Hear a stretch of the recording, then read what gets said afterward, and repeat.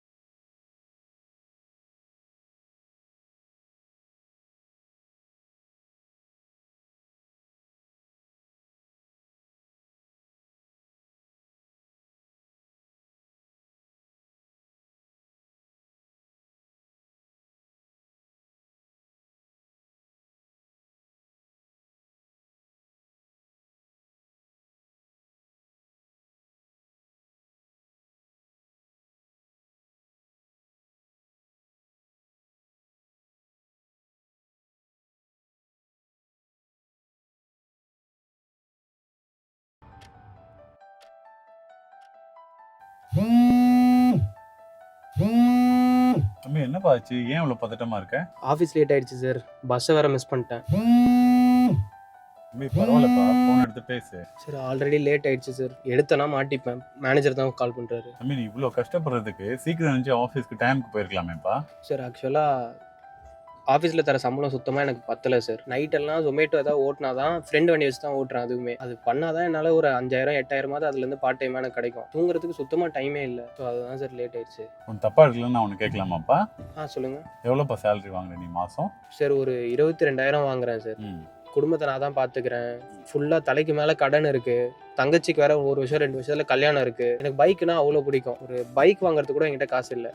இதே இடத்துல ரொம்ப வருஷமாக ஸ்டக் ஆகி நிற்கிறேன் சார். தம்பி இங்கேருந்து ஆஃபீஸ் எவ்வளோ தூரம் இருக்கும்?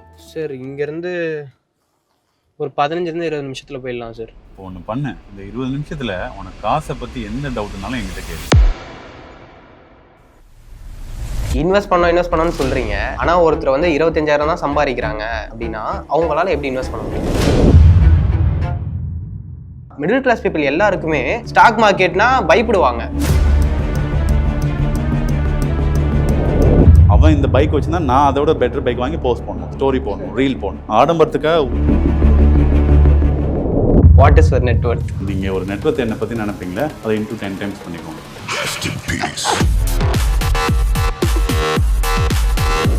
நீங்கள் மணியை பற்றி கற்றுக்கிட்ட ப்ரூட்வல் ட்ரூத்ஸ் என்ன? உங்கள் பெத்த தாயாக இருந்தாலும் சரி, நீங்கள் கட்டின மனைவியாக இருந்தாலும் சரி, சம்பாரிச்சா மட்டும்தான் வீட்டில் மரியாதை. கோல்டு வந்து மடமடன்னு ஏறிட்டே இருக்கு. 1 லட்ச ரூபா தாண்டி அது பாட்டுட்டு போயிட்டே இருக்கு. இப்போ இந்த டைம்ல கோல்ட்ல இன்வெஸ்ட் பண்ணலாமா? மனுஷன் தோன்ற காலத்துலேருந்து சண்டை போட்டது ஒன்று லேண்ட், இன்னொன்று கோல்டு. சொசைட்டி வந்து இன்னொரு ப்ரெஷர் கொடுக்கும். 1 லட்ச ரூபா சம்பாரிச்சாதான் அவனுக்கு வந்து பொண்ணு கொடுக்கணும். நிறைய ப்ரெஷர் இருக்கு. மிடில் கிளாஸ்ல பண்ற பெரிய தப்பு என்னன்னா, 100ல் 90 பேர் தோத்து போனாங்க. ஏன்னா தோத்து போனவங்க தான் இங்கே அதிகமே தவிர ஜெயிச்சவங்க கம்மி. ஒரு 10,000 போட்டால் கூட 25 வருஷம் பார்த்தீங்கன்னா 2 கோடி ஆயிடுது. இன்னைக்கு மிடில் கிளாஸ் பீப்புளுக்கு லைஃப் ஆரம்பிக்கும் போதே கடன் இருக்கு. ஒரு காலத்தில் 10th வரைக்கும் படிச்சு தான் வேலை கிடைச்சிச்சு. அப்புறம் ஒரு யூஜி ஒரு டிகிரி வச்சிருந்தீங்கன்னா அப்பா காலத்துலாம் வேலை கிடைச்சிச்சு. இன்னைக்கு டிகிரி நீங்கள் 3 டிகிரி 4 டிகிரி வச்சிருந்தாலும் வேலை கிடைக்கும். இன்வெஸ்ட்மெண்ட்டே இல்லாமல் எப்படி வந்து ஒரு சைடஸ்ல ஆரம்பிக்கலாம்? ஒருத்தர் பணமே இல்லாமல் பணம் சம்பாதிக்கணும்னா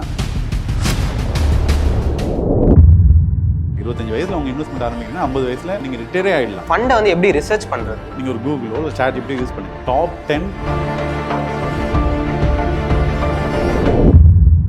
ப்ரோ வெல்கம். வெல்கம். ஓகே, ஃபர்ஸ்டே வந்து ஒரு அன்கம்ஃபர்டபுளான கொஸ்டின் கேட்குறேன். What is your net worth? நெட்வொர்த்துங்கிறது எப்போவுமே கொஞ்சம் சீக்ரெட்டாக தான் இருக்கணும். பட் நீங்கள் ஒரு நெட்வொர்த் என்னை பற்றி நினைப்பீங்களே, அதை இன்டூ 10 டைம்ஸ் பண்ணிக்கோங்க. சரி ஓகே ஓகே. இப்போது ஸ்ட்ரெயிட்டாக கொஸ்டினில் வந்துடுறேன். சிவாஜி மூவி பார்த்துருக்கீங்களா? சிவாஜி த பாஸ் பார்த்துருக்கேன். ஓகே, இதில் ஒரு டைலாக் வரும், rich get richer poor get poorer அப்படின்னு சொல்லிட்டு ஒரு டைலாக் வரும். இது எந்த அளவுக்கு உண்மைனா இந்த வீடியோ பார்க்குற ஒரு 3/4 பீப்புளுக்கு தெரியும், உங்களுக்கும் தெரியும், எனக்கும் தெரியும். இதை ஏன் இந்த டைமில் நான் சொல்கிறேன் அப்படின்னா, இந்த டைமில் இப்போது வாரு, பேண்டமிக்கு, அது இதுன்னு அவ்வளோ விஷயம் வந்துட்டுருக்கு. இதில் பணக்காரன் பொழைச்சிக்கிறான், ஆனால் மிடில் கிளாஸும் லோவர் மிடில் கிளாஸும் தான் செத்து சுண்ணாம்பு ஆகிறான். இதுக்கு மெயின் ரீசன் பார்த்தீங்க அப்படின்னா அவங்களுக்கு ஒரு ப்ராப்பரான ஃபினான்ஷியல் நாலேஜ் இல்லை, அப்புறம் மணி எப்படி ஒர்க் ஆகுது அப்படின்ற ஒரு ஒரு புரிதல் இல்லை. இதுதான் வந்து மெயினாக சொல்லணும். இந்த பாட்காஸ்ட் வந்து எப்படி இருக்க போகுது அப்படின்னா, ஒரு மிடில் கிளாஸ் பர்சன் இந்த வீடியோ பார்க்குறான், இந்த பாட்காஸ்ட் பார்க்குறான் அப்படின்னா அவன் வந்து நெக்ஸ்ட்டு இதுக்கு மேலே அதே மிடில் கிளாஸாவோ இல்லை போராவோ ஆகவே கூடாது. அவனோட லைஃபே வந்து இதை பார்த்துட்டு அப்லிஃப்ட் ஆகணும். ஸோ அதுதான் வந்து மெயின் மோட்டோ. இதை உங்களை விட்டால் வேற யார் வந்து நல்லா சொல்லுவான்னு எனக்கு தெரியாது. Because you run a multiple business. Jewellery business இருக்குது, கிளாத்திங் பிஸ்னஸ் இருக்குது, ஃபினான்ஸ் அண்ட் இன்வெஸ்ட்மெண்ட்டில் பிஸ்னஸ் பண்ணுறீங்க, சூப்பர் மார்க்கெட் வச்சுருக்கீங்க, பெட்ரோல் பங்க் வச்சுருக்கீங்க. சொல்லிட்டே 10 நிமிஷம் ஆயிரும். ஓகேவா, ஸ்ட்ரெயிட்டாக கொஸ்டின் வந்துடுறேன். உங்கள் லைஃப்பில் எக்ஸாக்டாக ஒரு டேர்னிங் பாயிண்ட் நடந்திருக்கும். லைக் ஏதோ ஒரு இன்சிடென்ட் நடந்திருக்கும், இல்லை ஏதோ ஒரு மூமெண்ட் நடந்திருக்கும்ல, அது என்ன? 2014 நான் லண்டனில் MBA பண்ணிருந்தேன். செகண்ட் இயர் முடிச்சு இன்டர்ன்ஷிப் பண்ணிருந்தேன். இது எனக்கும் என் ரூம்மேட்டுக்கும் நடந்த ஸ்டோரி. டெய்லி நான் காலேஜுக்கு காலைல எழுந்திருப்பேன். எந்திரிச்சு காலேஜ் அவசரமாக கிளம்பி போவேன். காலேஜ் முடிச்சுட்டு ஈவினிங் வேலைக்கு போவேன். பார்ட் டைம் ஜாப்பில் மெக்டானல்ட்ஸில் ஒர்க் பண்ணுவேன். நைட்டு சூப்பர் மார்க்கெட்டில் ஒர்க் பண்ணுவேன். அந்த மணி வச்சு காலேஜ் ஃபீஸு, என்னோடய எக்ஸ்பென்ஸ் பார்த்துட்டு இருந்தேன். என்னோடய ஃப்ரெண்ட் பேர் சொல்ல வரும்ல, பட் ஒரு எக்ஸ்ன்னு வச்சுக்கலாம். அவன் எப்போவுமே என்ன பண்ணுவான்னா, காலையில் எழுந்திரிச்சதுலேருந்து நைட் வரைக்கும் எந்த வேலைக்கு போக மாட்டான், காலேஜ் வரமாட்டான். ஓப்பனாக சொல்கிறேன், ஈவினிங் எப்போவுமே ஒரு ட்ரிங்க் போட்டுட்டு ஜாலியாக இருப்பான். நான் அவனை எப்போவுமே கேட்பேன், காலேஜ் நீ வந்து 1.5 வருஷம் ஆச்சுடா, காலேஜுக்கே வரல, நீ எதுவுமே பண்ணல, என்ன பண்ண போகிற? நீ இவ்வளோ ஃபீஸ் கட்டி லண்டனுக்கு வந்து படிக்கிற, அட்லீஸ்ட் ஒன்று கிளாஸ்க்கு வா, இல்லை வேலைக்கு போன்னு சொல்லுவேன். அப்போ அவன் ஒன்றே ஒன்று சொல்லுவான் என்கிட்ட, சரவணா, வாழ்க்கையில் ஒரு 3 புக் இருக்குடா, இந்த 3 புக் படித்தா எதுவுமே நமக்கு தேவையில்லை, இந்த படிக்கிறது, காலேஜ் போகிறது, எக்ஸாம் எழுதுறது இதெல்லாம் வேஸ்ட்டு, இந்த 3 புக் படித்தா போதும் சொல்லிட்டுருப்பான். நான் ஒரு கிறுக்கன்னு நினச்சி நான் விட்டுட்டேன் இனிஷியல் டேஸஸ். இப்படியே போயிட்டு இருந்துச்சு. ஒரு நாள் பயங்கர ஸ்னோ, வெளில போகவே முடியல. அன்றைக்கி ஒர்க்கும் போக முடியல, காலேஜும் போக முடியல. அப்போ நான் வீட்டில் இருந்தேன். அப்போ அவன் என் பக்கத்தில் உட்காந்துட்டு பியர் குடிச்சிட்டு புக்ஸ் படிச்சுட்டு இருந்தான். அப்போ நான் என்ன பண்ணணும்னு யோசிச்சுட்டு இருக்கும்போது அவன் என்ன பண்ணான், எனக்காக இந்த ஒரு நாள் மட்டும் எனக்காக ஸ்பெண்ட் பண்ணிட்டு ஒரு புக் எடுத்து அதோட ஃபஸ்ட் பேஜ் ஓப்பன் பண்ணி என்கிட்ட கொடுத்துட்டான். அவன் ஒன்றே ஒன்று சொன்னான், அந்த ஒரு பேஜை மட்டும் படி, வேறு எதுவும் எனக்காக பண்ணாதான்னு சொல்லிட்டு புக்கை கொடுத்துட்டான். ஸோ அந்த ஃபஸ்ட் பேஜ் ஆரம்பித்தேன். சரி இவன் சொல்லிட்டானே, வேறு வழியே இல்லைன்னு சொல்லி அந்த ஃபஸ்ட் பேஜ் ஆரம்பித்தேன்.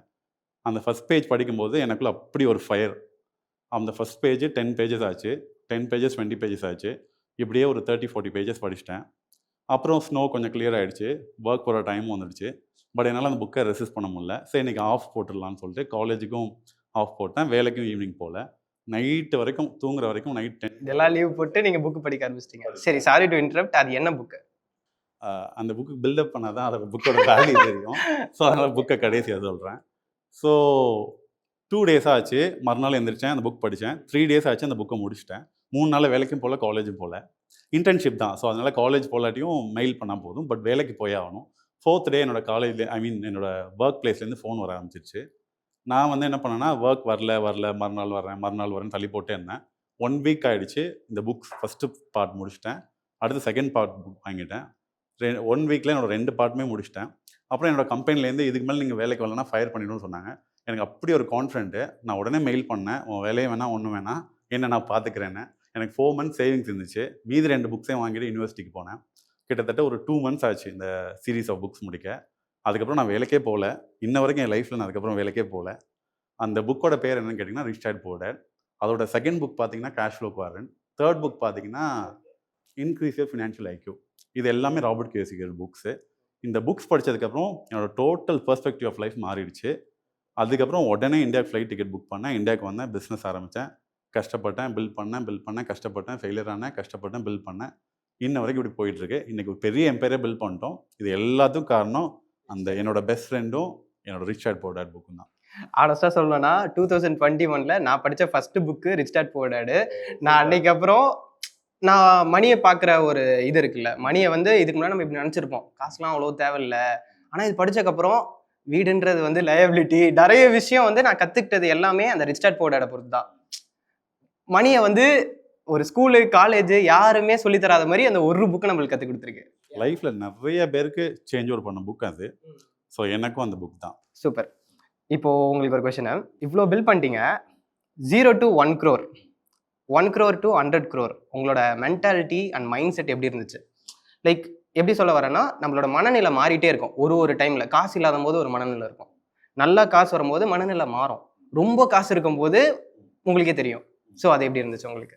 இதை நான் ஒரு சின்ன எக்ஸாம்பிள் எக்ஸ்பிளைன் பண்ணுறேன். ஃபார் எக்ஸாம்பிள் இப்போ நீங்கள் இங்கே இருக்கீங்க, இந்த பாட்காஸ்ட் ரூம்லேருந்து பக்கத்து தெரு போனால் நீங்கள் நடந்து போனால் போதும். இதுலேருந்து ஒரு 5 கிலோமீட்டர்ஸ் போனால் உங்களுக்கு பைக் வேணும். அதுலேருந்து ஒரு 100-200 கிலோமீட்டர்ஸ் போனால் உங்களுக்கு கார் வேணும். இதுலேருந்து நீங்கள் ஒரு 1000-10,000 கிலோமீட்டர்ஸ் போகணும், வேறு கண்ட்ரி போகணும், கான்டினென்ட் போகணும், ஃப்ளைட் வேணும். இதே நீங்கள் மார்ஸ் போகணும் இல்லை ஸ்பேஸ் போகணுன்னா உங்களுக்கு வந்து ஜெட் வேணும் இல்லை ராக்கெட் வேணும். ஸோ இது மாதிரி ஒவ்வொரு லெவல் ஆஃப் இன்கம்க்கும் ஒரு ஸ்கில் செட் தேவை, ஒரு மைண்ட் செட் தேவை. 0 to 1 crore கம்ப்ளீட்டாக different mind set, different character, different abilities. இதே 1 to 10 crore கம்ப்ளீட்டாக வேறு மைண்ட் செட், டிஃப்ரெண்ட் எபிலிட்டிஸ். இதே 10 to 100 crores இன்னும் கம்ப்ளீட்டாக வேறு மைண்ட் செட். ஸோ ஒவ்வொரு ஃபேஸ் ஆஃப் லைஃப்லையும் உங்கள் மைண்ட் செட் இவால்வ் ஆகிட்டே இருக்கும். சிம்பிளாக சொல்ல போனோம்னா 0 to 1 ரொம்ப ஹார்ட் ஃபேஸ். இதுக்கு ரொம்ப ஹார்ட் ஒர்க்கும் ரொம்ப பர்சனல் கிரிட்டும் வேணும். அப்புறம் 1 to 10 crore கொஞ்சம் பெட்டர், இதை விட கொஞ்சம் hard work plus smart work போதும். இதே 10 to 100 crores சும்மா சிம்பிளாக உட்காந்துட்டு ஒரு ஐஸ்கிரீம் சாப்பிட்ற மாதிரி. எனக்கு நீங்கள் சொல்லும்போது எனக்கு ஒரு விஷயம் ஞாபகம் வருது. இப்போ ஒரு ராக்கெட் வந்து ஸ்பேஸ்க்கு போகும்ல, இதில் அது டேக் ஆஃப் ஆகிறதுக்கு அதுக்கு 90% ஃபியூல் காலி ஆகிடும். டேக் ஆஃப் ஆகிறதுக்கு மட்டுமே மேலே 10% இருந்தால் போதும். அந்த கிராவிட்டி தொடர வரைக்கும் தான் அதுக்கு இது தேவை. ஸோ அதுக்கப்புறம் ஃபுல்லாமே ஆட்டோமேட் ஆயிரும். இப்போ நீங்கள் சொல்கிறது வந்து ஈஸியாக கனெக்ட் பண்ணிக்க முடியுது. ஸ்டார்டிங் அந்த 0ல இருந்து ஒரு 10 crore வரைக்கும் ஒரு ஃபுல் எஃபர்ட் பண்ணும். ரொம்ப ஹார்ட் ஃபேஸ். இந்த சைனீஸ் பேம்பு ஸ்டோரி மாதிரி ஃபர்ஸ்ட் அந்த 10 crores வரைக்கும் உங்களோட எண்ட் டு எண்ட் எடுத்துரும். உங்களை ஹெல்த்லேருந்து உங்கள் மென்டல் ஸ்ட்ரென்த்லேருந்து எல்லாத்தையும் எடுத்துரும். பட் 10 crores தாண்டிட்டிங்கன்னா லைஃப் ரொம்ப ஈஸி. ஒரு அழகாக ஒரு காரில் உட்காந்துட்டு ஐஸ்கிரீம் சாப்பிட்டு வேடிக்கை பார்த்துட்டு போகிற மாதிரி உங்கள் லைஃப் மாறிடும். ஆட்டோமேட் ஆகிடும், ஆட்டோ பைலட்டில் போக ஆரம்பிச்சிடும். ப்ரோ உங்களுக்கு வயசு என்ன? ஓகே, இந்த 33 வயசுல நீங்கள் மணியை பற்றி கற்றுக்கிட்ட ப்ரூட்வல் ட்ரூத்ஸ் என்ன? ப்ரூட்டல் ட்ரூத் இப்போ தான் ரீசெண்ட் டைமில் கற்றுக்கிட்டேன். எனக்கு 2024 எனக்கு உடம்பு சரியில்லாமல் இருந்தப்போ ஒன்று என்ன கற்றுக்கிட்டேன்னா, உங்கள் பெத்த தாயாக இருந்தாலும் சரி, நீங்கள் கட்டின மனைவியாக இருந்தாலும் சரி, சம்பாரிச்சா மட்டும்தான் வீட்டில் மரியாதை. நீங்கள் கம்மியாக சம்பாரிச்சா கம்மியான மரியாதை, நிறையா சம்பாரிச்சா நிறையா மரியாதை. உங்கள் ஊர்லேயே பெரிய சம்பாரிச்சிங்கன்னா உங்கள் ஊர் லெவலுக்கு மரியாதை. ஸோ உங்கள் money is equal to respect, respect is equal to money. மணியெல்லாம் யாருமே மதிக்க மாட்டாங்க. மணி இல்லைன்னா ஒருத்தர் கூட உங்களை மதிக்க மாட்டாங்க. அது உங்கள் தாயும் சரி, உங்கள் ஒய்ஃபும் சரி. Okay okay okay. ஸோ இங்கே பாசங்கிறது மணியை வச்சு உள்ள ஒரு வேஷம் தான். ஸோ நீங்கள் பணம் சம்பாரிச்சா மட்டும்தான் 2 பேருமே மதிப்பாங்க. அதனால தான் வந்து இந்த வேலைக்கு போகிற ப்ரெஷர்லாம் இருக்குது. கண்டிப்பாக. இப்போ வேலைக்கு போகலன்னா வீட்டில் வந்து ஒரு கிளாஸ் வைக்கிறாங்கன்னா நங்குன்னு வைப்பாங்க. சாப்பாடு வந்து கொஞ்சம் இரிட்டேட்டபிளாக தான் பண்ணுவாங்க. கரெக்டாக வீடாக இருந்தாலுமே சரி, எங்கேயா இருந்தாலும் அதான் சொல்ல வரீங்க. உங்கள் ஃப்ரெண்ட் சர்க்கிள் கூட சொல்கிறேன், மணி இருந்தால் தான் உங்களுக்கு மதிப்பே. ஸோ இப்போது ஒரு பர்சன் நீங்கள் ஃபினான்ஸை பற்றி பார்க்குற டோட்டல் பாயிண்ட் ஆஃப் வியூவே மாற்றிட்டாங்க அப்படின்னா அது யார்? ஒரு பர்சன் சொல்ல முடியாது, ஒரு 3 பேர் இருக்கலாம். ஃபஸ்ட்டு இந்த ஸ்டோரியில் சொன்ன என்னோடய ஃப்ரெண்டு. ஸோ அவன் தான் எனக்கு வந்து ஹார்ட் ஒர்க் வேஸ்ட்டு, வேலைக்கு போகிறது வேஸ்ட்டு, 10 to 5 ஒர்க் பண்ணுறது வேஸ்ட்டு, எல்லாமே மைண்ட் தான், நாலேஜ் தான், விஸ்டம் தான் சொல்லி கொடுத்தது அவன். நம்பர் 2 ராபர்ட் கேசிகி, அவன் மூலியமாக படித்த அந்த புக்கோட ஆத்தர். தேர்டு வந்து நெப்போலியன் ஹில். இவர் எனக்கு என்ன பண்ணாருன்னா, என்னோடய ஃப்ரெண்டும் ராபர்ட் கேசிக்கும் பணம் சம்பாதிக்கிறது எவ்வளோன்னு கற்றுக் கொடுத்தாங்க. ப்ளஸ் எனக்கு ஒரு 10 கோடி 50 கோடி வரைக்கும் தான் எனக்கு ஆசை இருந்துச்சு. ஏன்னா என்னோட சுற்றி உள்ள அப்பா, என்னோடய ஃபேமிலி எல்லாருமே அந்த லெவலுக்குள்ளே தான் இருக்காங்க. பட் இந்த நெப்போலியன் ஹில் புக் படித்ததுக்கப்புறம் தான் நான் 1000, 2000 crores, 10,000 crores அந்த மாதிரி பிளான் பண்ணேன். இன்னும் ஓப்பனாக சொல்ல போனால் என்னோட ஃபஸ்ட்டு டார்கெட்டு 2021ல் $800 billion வச்சேன். ஏன்னா $800 billion யாருமே அப்போ மேக் பண்ணல. இன்னைக்கு நம்ம ஊர் காசு எலான் மஸ்க் பரப்புறாரு. எலான் மஸ்க் பரப்புறாரு. இன்னைக்கு நம்ம ஊர் காசுக்கு படி பார்த்தா 64 லட்சம் கோடி. இதுதான் என்னோட விஷனாவே வச்சு ஆரம்பித்தேன். ஸோ அதோட ஃபஸ்ட்டு ஃபேஸ் ஆஃப் லைஃப்பில் இருக்கேன். மேபி என்னோட 55, 60ஸ்ல there are chances to achieve it. கண்டிப்பாக பண்ணிடுவேன்னு நினைக்கிறேன். ஓகே, அச்சீவ் பண்ணுறதுக்கு என்ன பிளான் வச்சுருக்கீங்க? பிளான் 3 விதமாக வச்சுருக்கேன். ஃபஸ்ட்டு என்னோட பிஸ்னஸ் பில்ட் பண்ணுறேன், என்னோட கேஷ் ஃப்ளோவை க்ரியேட் பண்ணுறேன். ஒன்ஸ் அந்த கேஷ் ஃப்ளோ நான் சொன்ன மாதிரி ஃபஸ்ட்டு 0 to 1 crore கஷ்டம், 1 to 10 crore அதோட கொஞ்சம் கஷ்டம், 10 to 100 crores ஈஸி, 100க்கு மேலே ரொம்ப ஈஸி. ஸோ நான் இப்போ வந்து ஸ்டேஜ் 2 to stage 3 கன்வர்ஷனில் இருக்கேன். ஒன்ஸ் அந்த 100 year தாண்டிட்டேன்னா, ஐ மீன் நான் சொல்கிறது கேஷ் ஃப்ளோவில் நெட்வொர்த்தில் இல்லை, கேஷ் ஃப்ளோவில் தாண்டிட்டேன்னா கண்டிப்பாக என்னோட 55, 60 ஏஜில் இதை அச்சீவ் பண்ண முடியும். ஓகே, 55 to 60ல வந்து யூ கேன் டு ஸ்டாக் மார்க்கெட்ஸும் ரியல் எஸ்டேட்டையும் அசட் கிளாஸை யூஸ் பண்ணால் என்னால் கண்டிப்பாக அச்சீவ் பண்ண முடியும். வயபிள் பிளான் இருக்குது, பட் அதுக்கு ஏற்ற நிறைய ஹார்ட் ஒர்க்ஸும் பண்ண வேண்டியது இருக்குது. ஓகே, இப்போ நீங்கள் வந்து சொல்லியிருந்தீங்கல்ல, நம்ம வீட்டில் வந்து எல்லாருக்கிட்டையுமே இருக்கிறது வந்து அந்த லிமிட்டட் விஷன் சொல்லிட்டு, அது வந்து ஒரு மிடில் கிளாஸ் வீட்டில் வந்து அது எப்படி அவங்களை அஃபெக்ட் பண்ணுது? எப்படி நான் கேட்க வரேன் அப்படின்னா, லைக் டேக் எக்ஸாம்பிள், இப்போ மிடில் கிளாஸோட மைண்ட் செட் எப்படி இருக்கும்னா, நீ வேலைக்கு போனால் போதும், நீ மாதம் வந்து ஒரு 40,000 சம்பாரிச்சா போதும், 50,000 சம்பாரிச்சா போதும் அப்படின்ட்டு ஒரு விஷயம் இருக்குது. அப்புறம் சொசைட்டி வந்து இன்னொரு ப்ரெஷர் கொடுக்கும். 1 லட்ச ரூபா சம்பாரிச்சாதான் அவனுக்கு வந்து பொண்ணு கொடுக்கணும், 1 லட்ச ரூபா சம்பாரிச்சாதான் அவன் கொஞ்சம் பெரிய வீடு இருக்கணும், நிறைய ப்ரெஷர் இருக்கு. ஸோ இதை பற்றி நீங்கள் என்ன நினைக்கிறீங்க? மிடில் கிளாஸில் பண்ணுற பெரிய தப்பு என்னென்னா, ஒரு ஒரு ரேட் எடுத்து ஒரு கூண்டில் போட்டு சாத்தி வச்சிடுறாங்க. அவரோட மேக்ஸிமம் சைஸே அந்த கூண்டு தான் அது நினச்சிட்ருக்கு. பட் அந்த கூடை திறந்தால் தான் ஒரு வானளாவிய விஷனும் வானம் அளவுக்கு அவ்வளோ பெரிய ஸ்பேஸ் இருக்குன்னு தெரியும். ஸோ மிடில் கிளாஸோட பிக்கஸ்ட்டு தப்பே மைண்ட் செட் தான். ஸோ உங்கள் குழந்தைக்கு உங்கள் மைண்ட் செட்டை பிரேக் பண்ணுறதுக்கு புக்ஸு, கோர்சஸ்ஸு, விஷனை கொடுங்க. ஆட்டோமேட்டிக்காக மற்றதெல்லாம் தானாக நடக்கும். ஓகே. இப்போது என்ன மாதிரி ஒரு பையன், லைக் அவனுக்கு வந்து ஒரு 24, 25 வயசு ஆகுது. அவன் வந்து லைஃப்பில் வந்து முன்னுக்கு வரணும், பெரிய ஆளாகணும் அப்படின்ட்டு அவன் ஆசைப்படுறான் அப்படின்னா, அவன் என்னென்னலாம் பண்ணணும்? லைக் எனக்கு வந்து ஒரு ஸ்ட்ரக்சர்டாக சொன்னீங்கன்னா பெட்டராக இருக்கும். ஃபஸ்ட்டு வந்து இவன் கற்றுக்கணும், இதை கற்றுக்கணும், நெக்ஸ்ட்டு இதை பண்ணணும் அப்படின்னு ஸ்ட்ரக்சராக சொன்னீங்கன்னா, அவனுக்கு இம்ப்ளிமெண்ட் பண்ணுறதுக்கு ரொம்ப ஈஸியாக இருக்கும். ஃபஸ்ட்டு நீங்கள் ஒரு 3 லெவல் ஆஃப் உங்கள் கோல்ஸை பிரிச்சுக்கணும். ஃபஸ்ட்டு விஷன் செட் பண்ணணும். மேக்ஸிமம் நீங்கள் என்ன ரீச் பண்ண உங்களோட 50, 60ஸ்ல என்ன ரீச் பண்ணீங்க அதுதான் விஷன்.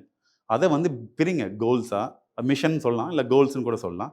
பிரிங்க. ஸோ ஃபஸ்ட்டு உங்கள் 22, 23ல காலேஜ் விட்டு வெளியே வரீங்கன்னா, உங்களுக்கு ஃபஸ்ட்டு 50,000 இன்கம்மை நோக்கி நீங்கள் போகணும். முக்கால்வாசி பேர் இன்றைக்கி ஆவரேஜ் சேலரி பார்த்தீங்கன்னா manufacturing, mechanical, basic IT jobs 25 to 30க்குள்ளே இருக்காங்க. அதை நீங்கள் எவ்வளோ சீக்கிரம் 50க்கு வரீங்களோ 50K வரணும். 50K வந்துட்டிங்கன்னா உங்களோட 20% இன்கம் எடுத்து நீங்கள் இன்வெஸ்ட் பண்ண ஆரம்பிக்கணும். ஸோ 20%னா 50Kக்கு ஆல்மோஸ்ட் 20% போட்டிங்கன்னா 10,000 rupees. இதை நீங்கள் எஸ்ஐபி பண்ணணும். அதுக்கடுத்து ஒரு 3 to 4 இயர்ஸில் நீங்கள் 75,000 to 1 lakh ரீச் பண்ணணும். இந்த 1 lakh ரீச் பண்ணிட்டீங்கன்னா அதில் 20% ஆல்மோஸ்ட் பார்த்தீங்கன்னா 20,000 நீங்கள் எஸ்ஐபி பண்ணிங்கன்னா வித்தின் 20 to 25 இயர்ஸில் உங்கள் கையில் 4 to 5 crores of rupees இருக்கும். இது வந்து ஒரு பேசிக் ரிட்டையர்மெண்ட் பிளானு. இதே நீங்கள் இன்க்ரீஸ் பண்ணணும்னு நினச்சிங்கன்னா உங்கள் இன்கம் இன்க்ரீஸ் பண்ணுங்கள், அதுக்கேற்ற மாதிரி உங்கள் சேவிங்ஸை இன்க்ரீஸ் பண்ணுங்கள். இதை பண்ணாலே போதும், நீங்கள் ரிட்டையர் ஆகும்போது உங்களுக்கு ஹியூஜ் சங்க் ஆஃப் மணியோட ரிட்டையர் ஆகலாம். இந்த கொஸ்டின் வந்து உங்களை பார்க்கும்போது நான் கேட்கணும்னு எப்பயுமே எடுத்து வச்சுருந்தேன். என்னோட ஃப்ரெண்டு ஒருத்தன் 40,000 சேலரி வாங்குறான். அது அவனுக்கு எப்படி செலவு பண்ணுறதுனே தெரில, இஷ்டத்துக்கு செலவு பண்ணுவான். அவனுக்கு வந்து நீங்கள் எந்த மாதிரி அட்வைஸ் கொடுப்பீங்க? அவன் வந்து அதே மிடில் கிளாஸ் லைஃப்லேயே இருக்கக்கூடாது. ஸோ அவனுக்கு எந்த மாதிரி அட்வைஸ் இருக்கும்? ஃபஸ்ட்டு ஒருத்தவங்க இஷ்டத்துக்கு செலவு பண்ணாங்கன்னா அவங்க டிசைரே இல்லைன்னு அர்த்தம். ஃபஸ்ட்டு அவங்க ஆம்பிஷனை பில்ட் பண்ணணும். அப்போ அவங்க சர்க்கிள் ஆஃப் ஃப்ரெண்ட்ஸை மாற்றணும். சர்க்கிள் ஆஃப் ஃப்ரெண்ட்ஸை பொறுத்து தான் ஒருத்தவங்க இன்ஃப்ளூயன்ஸ் ஆவாங்க. உங்களை சுற்றி உள்ள 3 பேருமே 40,000 வாங்கி செலவு பண்ணிருக்காங்க, படத்துக்கு போகிறாங்க, பப்பு போகிறாங்க, பார்ட்டிக்கு போகிறாங்கன்னா கண்டிப்பாக அந்த மைண்ட் செட் அப்படி தான் இருக்கும். உங்களை சுற்றி உள்ளவங்களை மாற்றினா உங்கள் எக்ஸ்போஷர் மாறும். எக்ஸ்போஷர் மாறுறப்ப தான் ஆசை வரும். ஆசை இல்லாத ஒரு மனுஷனை இங்கே ஒன்றுமே பண்ண முடியாது. ஆசை தான் எல்லாத்துக்குமே அடிப்படையே. ஸோ அந்த பையனுக்கு ஆசையை தூண்டணும். 1 லட்சத்தை சம்பாதிக்க, 2 லட்சம் சம்பாதிக்க, 3 லட்சம் சம்பாதிக்கணும் ஆசையை தோணும். அது ஒன்று அவங்க ஃப்ரெண்ட்ஸ் மூலியமாக பண்ணணும், இல்லை அவங்க படிக்கிற புக்ஸ் மூலியமாக பண்ணணும், இல்லை அவங்க பேரண்ட்ஸ் பண்ணணும். இது பண்ணிட்டா அதுக்கு அடுத்தடுத்த ஸ்டெப்பில் அவங்களோட இன்கம் இன்க்ரீஸ் பண்ணணும். அந்த இன்கம்லேருந்து 20% இன்வெஸ்ட் பண்ணணும். அந்த இன்வெஸ்ட்மெண்ட்டில் ஒரு 12% ரிட்டர்ன் தர ஒரு எஸ்ஐபியோ மியூச்சுவல் ஃபண்ட்ஸில் ப்ராப்பராக இன்வெஸ்ட் பண்ணால் கண்டிப்பாக அவன் நினைக்க வேண்டிய கோலையும் அவன் போக வேண்டிய தூரத்தையும் அடைஞ்சிடுவான். ஓகே. இப்போ நீங்கள் என்ன சொல்ல வரீங்க அப்படின்னா, ஃபஸ்ட்டு அவனுக்கு வந்து விஷன் வேணும். அதுதான் ரொம்ப ரொம்ப முக்கியம். நம்மளை சுற்றி உள்ளவங்களை பொறுத்து தான் நம்மளோட எல்லாமே இருக்குது. நான் வந்து லண்டன் போகிறதுக்கு முன்னாடி என்னோட விஷன் ரொம்ப சின்னம். எங்கள் அப்பா என்ன சொன்னார், உனக்காக நான் கஷ்டப்பட்டு ஒரு இடம் வாங்கி வச்சுருக்கேன், அந்த இடத்துல வந்து ஒரு பில்டிங் கட்டி ஒரு கடை போட்டு அந்த கடையில் இருந்துக்கோ. இதுதான் என்னோட 25 வயசு வரைக்கும் என்னோட விஷன். ஒரே ஒரு கடை ஆரம்பிக்கிறது தஞ்சாவூரில். ஆனால் இன்றைக்கி நான் லண்டன் போய் அந்த புக்ஸ் படித்து என் ஃப்ரெண்ட்ஸு, ஃபாரினர்ஸு, மெயினாக ஜெயின் கம்யூனிட்டிஸ், மார்வாடி கம்யூனிட்டிஸோட மிங்கிள் ஆனதுக்கப்புறம் தான் என்னோடய விஷன் பெருசாச்சு. நான் 35 வயசுக்குள்ள ஒரு கடை நல்லா பண்ணிட்டா போதும்னு நினச்சேன். பட் 33 வயசுல இன்றைக்கி 35+ ஸ்டோர்ஸ் போயிட்டோம், 300+ எம்ப்ளாயிஸ் போயிட்டோம், 150 crores+ டர்ன் ஓவர் போயிட்டோம். இது எல்லாத்துக்கும் காரணம் விஷன் தான். எனக்கு எந்த கேப்பபிலிட்டியுமே இல்லை. ஆனஸ்ட்டாக சொல்லணும்னா நான் லண்டன் போகிறதுக்கு முன்னாடி ஒரு காலேஜை கட் அடிச்சுட்டு ஃப்ரெண்ட்ஸோடையும் கேர்ள் ஃப்ரெண்ட் கூடயும் சுற்றுற ஒரு சிம்பிளான பையன். ஓகே, நீங்கள் என்ன சொல்ல வரீங்க அப்படின்னா, ஒன்று விஷன் செட் பண்ணணும்னு சொல்கிறீங்க. நான் என்ன நோட் பண்ணேன் அப்படின்னா, நீங்கள் நெட்வொர்க் பற்றி சொல்கிறீங்க. உங்கள் நெட்வொர்க் தான் வந்து உங்களோட நெட்வொர்க்கையே டிசைட் பண்ணும் அப்படின்ற மாதிரி நீங்கள் சொல்கிறீங்க. ஸோ இப்போது நான் வந்து ஒரு 20 வயசு பையன் வச்சுக்கோங்க. ஒரு டீனேஜில் இருக்கேன், 20 வயசு ஆகுது. என்னோட சகவாசம் வந்து கண்டிப்பாக உங்களுக்கே தெரியும், இந்த பீரியடில் தான் நிறைய தப்பு பண்ணுற வயசு. இங்கே தான் வந்து சரக்கு அடிப்பாங்க, தம் அடிப்பாங்க, நிறைய கெட்ட பழக்கத்தில் உள்ளே வருவாங்க. ஏன்னா ஃப்ரெண்ட் சர்க்கிளும் அப்படி தான் இருக்கும். இப்போ இவனுக்கு வளரணும்னு ஒரு பையனுக்கு ஆசை இருக்குது. இவன் வந்து எந்த மாதிரி நெட்வொர்க் வச்சுக்கணும், எந்த மாதிரி பசங்க கூட இவன் சேரணும், லைக் அவனுக்கு வழியே தெரியல. இவங்க தான் வந்து நல்லா லைஃப்பில் போயிட்டு இருக்காங்க, இவங்க கூட தான் நெட்வொர்க் வச்சுருக்கணும்னு தெரியல. ஸோ இவனுக்கு என்ன ஐடியா கொடுப்பீங்க நீங்கள்? ஒரு 10-20 இயர்ஸ் முன்னாடி நெட்வொர்க்கிங் பண்ண ரொம்ப கஷ்டம். ஏன்னா அவன் ஸ்கூல் மேட்ஸ், காலேஜ் மேட்ஸை தாண்டி அவனோட யாரெல்லாமே கனெக்ட் பண்ண முடியாது. இன்றைக்கி மிகப்பெரிய பிளாட்ஃபார்ம் சோஷியல் மீடியா இருக்குது, மிகப்பெரிய பிளாட்ஃபார்ம் லிங்க்டின் இருக்குது. ஸோ இந்த மாதிரி பிளாட்ஃபார்ம்ஸில் ஃபஸ்ட்டு தெரிஞ்சுக்கலாம் அவன் ஏஜ் பசங்களில், இல்லை அவன் படித்த ஸ்கூல்ஸில், இல்லை மியூச்சுவல் ஃபண்ட்ஸில் யார் அவன் பண்ண வேண்டிய விஷயத்தை ஆல்ரெடி பண்ணிட்டாங்க, இல்லை பண்ணிகிட்ருக்காங்க, ஆன் த ப்ராசஸில் இருக்காங்களோ அவங்க கூட கனெக்ட் பண்ணுறதுக்கு நிறைய வழி இருக்குது. சோஷியல் மீடியா இருக்குது, மூலியமாக பண்ணலாம், மியூச்சுவல் ஃப்ரெண்ட்ஸ் மூலியமாக பண்ணலாம். ஸோ லைன்ஸ் கிளப்பில் சின்ன வயசுலேயே சேரலாம். ஸோ இந்த மாதிரி லயன்ஸ் கிளப்ஸ் இருக்குது, ரோட்டரி கிளப்ஸ் இருக்குது, இன்றைக்கி பிஎன்ஐஸ் இருக்குது. ஸோ இந்த மாதிரி கிளப்ஸில் சின்ன வயசுலேயே போய் சேரலாம். சேர்ந்து இல்லை உங்கள் அங்கிள் அண்ட் ஆன்டிஸ் யாராச்சும் அந்த கிளப்ஸில் இருந்தாங்கன்னா அவங்களோட நீங்கள் அந்த கிளப்ஸ் போக ஆரம்பிக்கலாம். இப்படி உங்கள் எக்ஸ்போஷரை பில்ட் பண்ண உங்கள் நெட்வொர்க்கிங் பில்ட் ஆகும். நெட்வொர்க் பில்ட் பண்ண விஷன் பில்ட் ஆகும். விஷன் பில்ட் பண்ண உங்கள் நெட்வொர்க் பில்ட் ஆகிடும். Okay okay. இப்போ வந்து ஒரு ப்ராப்பரான நெட்வொர்க்குமே கிடைச்சாச்சு. ஒரு நல்ல சேலரி வாங்கிட்டு இருக்கேன். என் ஃபேமிலிக்காக நான் வேலைக்கு போகிறேன். நல்ல சேலரி வாங்கிட்டு இருக்கேன். இப்போது ஒரு சேலரி வருது அப்படின்னா எனக்கு அடுத்த மாதம் ஹைக் சொல்கிறாங்க. தம்பி உனக்கு வந்து ஒரு 10% ஹைக் கொடுக்க போகிறேன் அப்படின்னு சொல்கிறாங்க. இப்போது ஹைக் வரும்போது அவன் எந்த மாதிரி அவன் மைண்ட் செட்டை மாற்றிக்கணும்? நான் ஏன் இதை கேட்குறேன் அப்படின்னா, இப்போலாம் நிறைய பேருக்கு ஹைக் வந்துருச்சு அப்படின்னா அவங்களோட லைஃப் ஸ்டைலை எப்படி இன்க்ரீஸ் பண்ணலாம் தான் பார்க்குறாங்க. எனக்கு ஹைக் வரப்போகுது, ஒரு பைக் வாங்க போகிறேன், எனக்கு சேலரி ஹைக் பண்ண போகிறாங்க, ஒரு கார் வாங்க போகிறேன், இந்த மாதிரி தான் மைண்ட் செட் போயிட்டு இருக்கு. ஸோ இது எப்படி வந்து கரெக்டான வேல நம்ம கொண்டு போகணும்? ஹைக் வரும்போது நம்ம மெயினாக எனக்கு யங்ஸ்டர்ஸ்குள்ள மிகப்பெரிய ட்ராபேக் வீக்னஸ் நம்ம ஜென்ரேஷனுக்கும் பழைய ஜென்ரேஷன் பார்த்தா டிலேட் கிராட்டிஃபிகேஷன். அப்படின்னா எல்லாருமே இன்ஸ்டண்ட்டாக சக்ஸஸ் வேணும்னு நினைக்கிறாங்க. எப்படி செப்டோ பிளிங்கெட்டில் ஆர்டர் பண்ணால் 10 மினிட்ஸில் வீட்டுக்கு வரணும்னு நினைக்கிறாங்க. ஸ்விக்கியில் ஆர்டர் பண்ணால் 30-40 மினிட்ஸில் ஃபுட் வரணும்னு நினைக்கிற மாதிரி லைஃப்பில் சக்ஸஸும் மணியும் ரொம்ப ஈஸியாக வரணும்னு நினைக்கிறாங்க. அந்த மணி வந்துட்டால் அதுக்கான எக்ஸ்பென்சஸையும் அதுக்கு ஈக்குவலாக கூட்டிடுறாங்க. ஸோ இதுதான் நம்ம பண்ணுற பெரிய தப்பு. இதே நம்ம பழைய ஜென்ரேஷனில் நீங்கள் எடுத்துட்டிங்கன்னா அவங்க எவ்வளோதான் பணக்காரனாலும் சொத்து வச்சுருந்தாலும் வெளில தெரியவே தெரியாது. ஒரு நார்மல் ட்ரெஸ்ஸில் இருப்பாங்க, நார்மல் லைஃப் ஸ்டைலில் இருப்பாங்க. ஆனால் நீங்கள் உள்ளே போய் பார்த்தீங்கன்னா அவ்வளோ பெரிய மணி வச்சுருப்பாங்க. இன்றைக்கி எக்ஸாம்பிளுக்கு தாய் கிழவி மூவி இன்றைக்கி பார்த்துருப்பீங்க. அந்த மாதிரி தான் லாஸ்ட் ஜென்ரேஷன் தான். பட் இன்றைக்கி ஜென்ரேஷன் வந்து அத்தியாவசியத்தை தாண்டி ஆடம்பரம் பண்ணணும், மற்றவங்களை இம்ப்ரெஸ் பண்ணணும். அதுக்காக சோஷியல் மீடியா, இன்ஸ்டாகிராம் வந்ததுக்கப்புறம் அவன் இந்த பைக் வச்சுருந்தா நான் அதோட பெட்டர் பைக் வாங்கி போஸ்ட் பண்ணணும், ஸ்டோரி போடணும், ரீல் போடணும். ஸோ இப்படி தான் நம்ம விஷயம் இருக்குது. ஸோ அப்போ இன்கம் இன்க்ரீஸ் ஆகும்போது நீங்கள் என்ன பண்ணணும், உங்களை ரெஸ்ட்ரிக்ட் பண்ணணும். அந்த இன்கம் இன்க்ரீஸ் ஆகிற போர்ஷன் ஆஃப் மணியை தூக்கி உங்களோட சேவிங்ஸில் இன்வெஸ்ட்மெண்ட்டையும் டபுள் பண்ணணும். ஃபார் எக்ஸாம்பிள் நீங்கள் ஒரு 50,000 சேலரி வாங்கிட்டு இருக்கீங்கன்னா 20% ஆல்மோஸ்ட் ஒரு 10,000 இன்க்ரீஸ் பண்ணிருக்கீங்க. இன்னொரு 10% உங்களை என்ன சேலரி ஹைக் வருதோ உங்களோட எக்ஸ்பென்சஸை கூட்டாமல் அந்த சேலரி ஹைக்கை எடுத்து இன்வெஸ்ட்மெண்ட்டை கூட்டுங்க. நான் வந்து இதை லைஃப் லாங் பண்ண சொல்லலை. 7 to 10 years of your life, first 7 to 10 years ரொம்ப ரொம்ப க்ரூஷியல் டைம். இதில் பண்ணிட்டீங்கன்னா 10 years மேலே உங்களோட இன்வெஸ்ட்மெண்ட்டும் சூப்பராக வளர்ந்துருக்கும், உங்கள் இன்கமும் சூப்பராக வளர்ந்துருக்கும். அப்போ உங்கள் எக்ஸ்பென்சஸை தாராளமாக பண்ணுங்கள். ஏன்னா லைஃப் வாழ்றதுக்காக தான். ஸோ அதனால இப்போ நீங்க என்ன சொல்றீங்கன்னா ஒரு 30-35 வயசு மேல செலவு பண்ண ஆரம்பிச்சுக்கோ, அது வரைக்கும் இன்வெஸ்ட் பண்ண சொல்றேன். கண்டிப்பா எனக்கு நான் இன்னும் நோட் பண்ணேன். நீங்க ஒன்று சொன்னீங்கல்ல, சோஷியல் மீடியா பார்த்துட்டு இவன் இந்த பைக் வச்சிருக்கான், நானும் இந்த பைக் வாங்கணும், இந்த வீடு வச்சிருக்கான், அந்த வீடு வாங்கணும், இது மாதிரி கார் வச்சிருக்கான், அந்த கார், இவன் இந்த கடைக்கு போறான், நானும் போனோம், இவன் இப்படி கல்யாணத்தை கிராண்டா பண்ணா நானும் அதே மாதிரி செலவு. நீங்க நல்லா நோட் பண்ணிருக்கீங்க. நல்லா நோட் பண்ணிருக்கீங்களா? இப்போ ஸ்டார் பக்ஸ்ன்ற ஒரு விஷயம் ஒரு மிடில் கிளாஸால ஈஸியா அஃபோர்ட் பண்ண முடியுமானா முடியாது. ஆனா நீங்க நல்லா நோட் பண்ணுங்க, அதுல பேர் எழுதி இருக்கு, அந்த காரணத்துக்காக அதை எடுத்து வைக்கிறாங்க, அதை ஸ்டோரி போடுறாங்க. இன்னொருத்தனுக்கு எப்படி மைண்ட் செட் போகுதுன்னா, அவன்கிட்ட காசே இல்லை, அவன் சம்பாதிக்கிறது 20,000 ரூபாய், அவன் ஏன் ஸ்டார் பக்ஸ் போறான் அப்படின்னா இந்த ப்ரெஷர் சோஷியல் மீடியால அவன் ஃப்ரெண்ட் ஒரு ப்ரெஷர் கிரியேட் பண்ணிடுறான். ஸ்டார் பக்ஸ்ல இங்க எழுதி போட்டிருக்கான், நம்மளும் போனோம், நம்ம போலாம், நம்மளாம் மதிக்க மாட்டான், அந்த மாதிரி ஒரு மைண்ட் செட்டுக்கு போயிடுறான். ஸோ சோஷியல் மீடியா ஒரு ப்ரெஷரை கிரியேட் பண்ணதுன்னு நீங்க நினைக்கிறீங்களா? ஆமாம், இது சைக்காலஜிக்கல் ஆஸ்பெக்டில் நீங்கள் பார்த்தீங்கன்னா ஒவ்வொருத்தர் மனிதருக்கும் பிறந்ததுலேருந்தே அவங்களுக்கு ஒரு இன்ஃபீரியாரிட்டி காம்ப்ளெக்ஸ் இருக்கும். ஸ்கூலில் படிக்கும்போது ஃபஸ்ட் ரேங்க் வாங்கணும்னு பார்த்து ஒரு இன்ஃபீரியாரிட்டி காம்ப்ளெக்ஸ் இருக்கும். ஸ்போர்ட்ஸில் இருக்கும்போது ரேஸில் ஃபஸ்ட் வரணும்னு பார்த்து ஒரு இன்ஃபீரியாரிட்டி காம்ப்ளெக்ஸ் இருக்கும். ஏர்ன் பண்ணும்போது சேலரியில் இருக்கிறது ஹையர் சேலரி வச்சு இன்ஃபீரியாரிட்டி காம்ப்ளெக்ஸ் இருக்கும். இந்த இன்ஃபீரியாரிட்டி காம்ப்ளெக்ஸை உடைக்கிறதுக்கு தான் இந்த இன்ஸ்டாகிராமை வச்சு ஒரு ஃப்ரெண்ட் பண்ணால் அதை நானும் பண்ணணும் அப்படிங்கிறத உடைக்கிறதுக்காக தான், இந்த இன்ஃபீரியாரிட்டி காம்ப்ளெக்ஸ் சாட்டிஸ்ஃபை பண்ணுறதுக்காக தான் அதை பண்ணுறாங்களே தவிர ஆக்சுவலாக அது ஃபினான்ஷியல் டெசிஷனான்னு பார்த்தா அது ரொம்ப ரொம்ப ஒஸ்டான டெசிஷன். பட் ஒருத்தவங்களை இம்ப்ரெஸ் பண்ணுறதுக்காக அவங்க என்ன எக்ஸ்டென்ட் வேணாலும் போயிட்டு இருக்காங்க. கடன் வாங்கி பண்ணுறாங்க ஒவ்வொரு எக்ஸ்பென்சஸ். ரொம்ப தப்பு அது. ஆக்சுவலாக எனக்கு நீங்கள் ஃபர்ஸ்ட் ஒன்று சொன்னீங்க என்னன்னா, நீங்கள் வந்து ஒரு வேலை பார்த்துட்டு இருந்தீங்க, அந்த வேலையை விடுறதுக்கு முன்னாடி யூ ஹேவ் அரௌண்ட் 4 months சேவிங்ஸ்ன்னு சொன்னீங்க. 4 மாசத்தோட சேலரியை நீங்கள் எடுத்து வச்சிட்டேன் அப்படின்னு சொன்னீங்க. இது பேர் வந்து 6 months வரைக்கும் நான் வச்சிருந்தேன். ஏன்னா நான் 6 மாதம் வேலைக்கே போகல. லைப்ரரியில் வந்து மார்னிங் 10 o'clock போனால் நைட்டு 11-12. ஏன்னா 24 hours லைப்ரரி. ஓகே, லண்டனில் பொறுத்தவரைக்கும் 24 hours library. Okay, 364 days. Christmas அன்னைக்கு மட்டும்தான் லீவு, மற்ற நாள் பூட்ட மாட்டாங்க லைப்ரரியை. அங்கேயே தங்கிக்கலாம், தூங்கிக்கலாம், குளிச்சிக்கலாம், என்ன வேணால் பண்ணிக்கலாம். ஸோ அப்படி தான் இருப்பாங்க. அங்கே போய் தான் எனக்கு ஃபஸ்ட்டு லைப்ரரியில் எல்லாமே லைப்ரரியில் பிரிட்டிஷ் பீப்புளை பார்த்து மார்னிங் 6 மணிக்கு ஒருத்தன் லைப்ரரிக்கு வந்து நைட்டு 12 மணி வரைக்கும் படிக்கிற ஃபஸ்ட்டு டைம் நான் வந்து பார்த்ததே யூகே போய் தான். அதுவும் நம்ம பிரிட்டிஷ் பீப்புளை பார்த்து தான் நான் கற்றுக்கிட்டேன். இந்தியாவில் அந்த மாதிரிலாம் ஒரு சிஸ்டம் பார்த்தது இல்லை. எக்ஸாமுக்கு முதல் நாள் 3 to 4 hours படிக்கணும், இல்லை அந்த எக்ஸாமுக்கு முன்னாடி ஃப்ரீக்வெண்ட்டாக வந்த கொஸ்டின்ஸ். இதுக்குமே நீங்க நல்லா பாருங்களேன், இதுவுமே பிரஷர்னால தானே. அங்க வந்து பிரஷர் இல்லாம ஒரு விஷயத்த அவன் லைஃப்ல பெருசா ஆகணும்னு பண்றான், இங்க வந்து பிரஷர்னால பண்றான். நம்ம மார்க் எடுக்காம போயிட்டோம்னா நம்மளுக்கு என்ன ஆகும் அப்படின்ற மாதிரி அப்பா அம்மாவோட பிரஷர், சோஷியல் பிரஷர். ஸோ இப்படிதான் படிக்கிறானே தவிர தன்னை வளர்த்துக்கணும், தன்னோட நாலேஜை எக்ஸ்பேண்ட் பண்ணணும், தன்னோட எக்ஸ்போஷர் எக்ஸ்பேண்ட் பண்ணணும்னு படிக்கிறது இங்கே கிடையவே கிடையாது. ஓகே. நான் இதுல என்ன கேட்க வந்தேன் அப்படின்னா, நீங்க அந்த 4 மாசம் வந்து எமர்ஜென்சி ஃபண்ட் வச்சிருந்தீங்க. இத வந்து நல்லா நோட் பண்ணுங்களேன். 2019ல கொரோனான்ற ஒரு விஷயம் வந்தது. இந்த கொரோனால வரும்போது ஒரு பணக்காரங்க வந்து கஷ்டப்பட்டாங்களான்னா இல்ல. ஏன்னா ஆல்ரெடி அவங்க கிட்ட இருந்துச்சு. அத வச்சு அவங்க சர்வை பண்ணாங்க.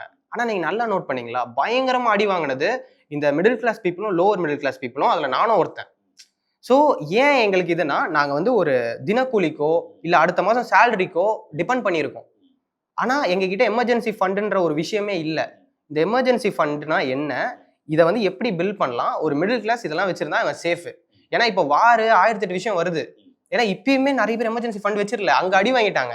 அங்க அடி வாங்கிட்டு இங்க திருந்தாங்களான்னா இல்ல. இப்பயுமே வச்சிருக்க மாட்டாங்க. இப்ப எமர்ஜென்சி ஃபண்ட் எவ்வளவு முக்கியம்? அப்படின்னா என்னன்னு எனக்கு சின்னதா ஒரு கிளாரிட்டி குடுங்க. உங்க வாழ்க்கையில எப்ப வேணா, எது வேணா நடக்கலாம். இப்ப நீங்க மிடில் ஈஸ்ட் பார்த்தா தெரியும். துபாய் ஒரு சேஃபஸ்ட் கண்ட்ரின்னு நெனைச்சோம். அங்கேயே இன்னைக்கு அவ்ளோ பாம்ப்ஸ் இருக்கு. அவ்ளோ மிசைல்ஸ் வருது. ஸோ அப்படி இருக்கும்போது எல்லாருக்குமே கோவிட்க்கு அப்புறம் எமர்ஜென்சி ஃபண்ட்ஸ் இல்லாம இருக்குதுங்கிறது, நம்ம வாழ்க்கையில ஒரு மிகப்பெரிய ரிஸ்க்க நம்மளே எடுத்துக்கிற மாரி. ஸோ எமர்ஜென்சி ஃபண்ட்னா சிம்பிளா எக்ஸ்பிளைன் பண்றேன். ஃபார் எக்ஸாம்பிள் நீங்க ஒரு ரூ. 20,000 மாசம் சம்பளம் வாங்குறீங்கன்னா, 20% நான் சேவ் பண்ண சொல்லுவேன் எப்பவுமே. அதுல 10% 25,000ல 10% போட்டீங்கன்னா ரூ. 2,500 வெறும் ரூ. 2,500 தான் நான் உங்கள எமர்ஜென்சியா வைக்க சொல்றேன். அட்லீஸ்ட் 6 மந்த் ஆஃப் சேவிங்ஸ் உங்களுக்கு எப்பவுமே ரெடியா இருக்கணும். அந்த 2,500 எடுத்து நான் தனியா வைக்க சொல்லல. அந்த 2,500 எடுத்து நீங்க ஒரு எஸ்ஐபியா வச்சுக்கலாம், ஒரு மியூச்சுவல் ஃபண்ட்ஸா வச்சுக்கலாம், இல்ல ஃபிக்ஸட் டெபாசிட்ல ரிஸ்கே எடுக்க வேணாம்னா ஃபிக்ஸட் டெபாசிட் வச்சுக்கோங்க. At least 6 month of savings emergency ஃபண்ட்ல இருந்தா மட்டும் தான், நாளைக்கு ஒரு வார் வந்தாலும் சரி, கோவிட் வந்தாலும் சரி, இல்ல நமக்கு இந்தியா பாகிஸ்தான் வார் வரலாம், இந்தியா சைனா வார் வரலாம். எது வேணா நடக்கலாம். எதுவுமே உங்களால எமர்ஜென்சி ஃபண்ட் இருந்தா தான் எமர்ஜென்சி ஃபண்ட் இருந்தா மட்டும் தான் மீட் அவுட் பண்ண முடியும். அதுவும் middle and lower middle class பீப்புளுக்கு எமர்ஜென்சி ஃபண்ட் தான் அவங்களோட ஒரு தூண்னே சொல்லலாம். அவங்க மெயின் சப்போர்ட்டே எமர்ஜென்சி ஃபண்ட் ஓகே. தான். இந்த எமர்ஜென்சி ஃபண்ட வந்து எதுல இன்வெஸ்ட் பண்ணலாம்? எஃப்டி நீங்க சொன்னீங்க. எஃப்டி ஒரு சேஃப் ஆப்ஷனா? இப்ப சேஃப் ஆப்ஷனா இருந்தாலுமே அதுல ரிட்டர்ன்ஸ் கம்மியா வருதுல்ல? இப்போ எஃப்டி பொறுத்த வரைக்கும் நான் எப்பவுமே சீனியர் சிட்டிசன்ஸ் மட்டும் தான் சொல்லுவேன். 50 மேல ஆயிடுச்சு, 65 மேலனா எஃப்டி ஓகே, ரிஸ்க் எடுக்க முடியாது. யங் ஏஜ்ல எஃப்டி எப்பவுமே பண்ணாதீங்க. அதுக்கு பதிலா நீங்க மியூச்சுவல் ஃபண்ட்ஸ் சூஸ் பண்ணலாம். மியூச்சுவல் ஃபண்ட்ஸ்ல 2, 3 கேட்டகரி ஆஃப் மியூச்சுவல் ஃபண்ட்ஸ் இருக்கு. இதே நீங்க லார்ஜ் கேப் ஃபண்ட்ஸ் பண்ணீங்கன்னா 10 to 12% சாரி டு இன்டரப்ட். எனக்கு மியூச்சுவல் ஃபண்ட்ஸ்னா என்ன? எனக்கு இத மட்டும் எக்ஸ்பிளைன் பண்ணிட்டு நீங்க சொன்னீங்கன்னா பெட்டர். மியூச்சுவல் ஃபண்ட்ஸ்னா ஒண்ணும் இல்ல. இப்போ ஃபார் எக்ஸாம்பிள் இந்தியால வந்து ஸ்டாக் மார்க்கெட் எடுத்தீங்கன்னா 6,000 கம்பெனிஸ் இருக்கு. ஓகே. இப்போ மியூச்சுவல் ஃபண்ட்ஸ் என்ன பண்ணுவாங்கன்னா, அதில் large cap, mid cap, small கேப்னு பிரிப்பாங்க. லார்ஜ் கேப்னா பர்டிகுலர் டர்ன் ஓவருக்கு இருக்கிறதுல இந்தியாவில் பெரிய கம்பெனிஸ் ஃபுல்லாமே லார்ஜ் கேப்பில் வரும். மீடியம் லெவல் கம்பெனிஸ் எல்லாம் மிட் கேப்பில் வரும். சின்ன சின்ன கம்பெனிஸ் இப்போ தான் ஸ்டாக் மார்க்கெட்லேயே வந்திருப்பாங்க, ஐபிஓக்குள்ள வந்து அவங்களாம் ஸ்மால் கேப்பில் வருவாங்க. ஸோ இதுதான் 3 விதமாக large cap, mid cap, small gap mutual fund. இதில் இன்னும் சூப்பரான மியூச்சுவல் ஃபண்ட் பார்த்தீங்கன்னா நிஃப்டி 50 அப்படின்னா இந்தியாவில் உள்ள top 50 companies turnover wise. அதில் வந்து எல்லா கம்பெனிஸும் இருக்கும். ஃபார் எக்ஸாம்பிள் ரிலையன்ஸ் இருக்கும், டிசிஎஸ் இருக்கும், இன்ஃபோசிஸ் இருக்கும். அதில் வந்து டெலிகாம் செக்டார் இருக்கும், ஐடி செக்டார் இருக்கும், மேனுஃபேக்சரிங் செக்டார் இருக்கும், ஆட்டோமொபைல் செக்டார். இந்த நிஃப்டி 50 இண்டெக்ஸ்ங்கிறது இந்தியாவோட டாப் 50 கம்பெனிஸ். அந்த கம்பெனி மேலே முதலீடு பண்ணுற மியூச்சுவல் ஃபண்ட் பேர் தான் நிஃப்டி 50 மியூச்சுவல் ஃபண்ட்ஸ். ஸோ இந்த ஃபண்ட்ஸில் நீங்கள் இன்வெஸ்ட் பண்ணுறதுனால நீங்கள் எந்த ரிஸ்க்குமே எடுக்கல. அந்த கம்பெனி உங்கள் ஃபண்ட்ஸை வாங்கி இந்த 50 கம்பெனி மேலே ஈக்குவலாக பிரித்து இன்வெஸ்ட் பண்ணுறாங்க. ஃபார் எக்ஸாம்பிள் ஒரு சில கம்பெனிஸ் நல்லா போகலாட்டி ஒரு சில கம்பெனிஸ் எப்போவுமே நல்லா போகிறனால உங்களை ஆவரேஜாக கியூமுலேட்டிவாக பார்க்கும்போது உங்களுக்கு 10 to 14% ரிட்டர்ன் எப்போவுமே லாஸ்ட் 20-30 இயர்ஸாக நிஃப்டி 50ல கிடைக்குது. ஸோ இதுதான் mutual funds. Nifty 50 most safest funds. இதில் நீங்கள் எமர்ஜென்சி ஃபண்டை 6 மந்த் வரைக்கும் வச்சுட்டிங்கன்னா பீஸ்ஃபுல்லாக இருக்கலாம். வேலை போனாலும் சரி, கோவிட் வந்தாலும் சரி, எது வந்தாலும் சரி, தூக்கி போட்டு நீங்கள் பீஸ்ஃபுல்லாக இருக்கலாம். நான் அப்படி தான் இருந்தேன். 6 மாதம் வேலையே இல்லாமல் படிச்சுட்டு இருந்தேன்னா கையில் பணம் வச்சிருந்தனால நான் இதை பண்ணிட்டு இருந்தேன். சேஃபாக இருந்தீங்க. ஆக்சுவலாக எனக்குமே அதே தான். இப்போ நான் வேலையை விடும்போது I had around 4 months of emergency fund. எனக்கு வந்து என் பிஸ்னஸை வந்து பில்ட் பண்ணுறதுக்கு எனக்கு அது ரொம்ப ஹெல்ப்ஃபுல்லாக இருந்தது. 4 மாதம் நான் என் வீட்டில் டைம் கேட்டேன். 4 மாதம் கொடுத்துருங்க, நான் பார்த்துக்கிறேன், கொஞ்சம் இருக்கு, என்னால் சேலரியாக உங்ககிட்ட கொடுத்துட முடியும் அப்படின்னு சொல்லிட்டு அந்த டைமில் தான் நான் பில்ட் பண்ண ஆரம்பித்தேன். பிகாஸ் எனக்கு ஒரு பீஸ் கிடச்சிது. ஒரு 4 மாதம் எனக்குன்னு ஒரு பிளேஸ் கிடச்சிது. ஒரு ப்ரெஷர் இல்லை. அந்த ப்ரெஷர் ஏன் இல்லை அப்படின்னா எமர்ஜென்சி ஃபண்ட் எனக்கு முன்கூட்டியே தெரியும். அதனால் நான் எடுத்து வச்சிருந்தேன். இப்போ உங்ககிட்ட இன்னொன்று கேட்கணும் அப்படின்னா, இப்போ மிடில் கிளாஸ் வந்து ஒரு தப்பு பண்ணுவாங்க. உங்களுக்கு நீங்க நல்லா நோட் பண்ணியிருப்பீங்க. அவங்களுக்கு வந்து குட் டெப்ட்னா என்னன்னு தெரியாது, பேட் டெப்ட்னா என்னன்னு தெரியாது. எனக்கு இதை எக்ஸ்பிளைன் பண்ண முடியுமா? குட் டெப்ட்னா என்ன, பேட் டெப்ட்னா என்ன? கடன் பொறுத்த வரைக்கும் நம்ம தமிழ்நாடுலையும் சரி, இந்தியாலையும் சரி, கடன்னாலே தப்புன்னு நினச்சிட்டு இருக்காங்க. நானும் அப்படி தான் நினச்சிருந்தேன். ஏன்னா எங்கள் அப்பா அந்த மாதிரி தான் என்னை வளர்த்தாங்க.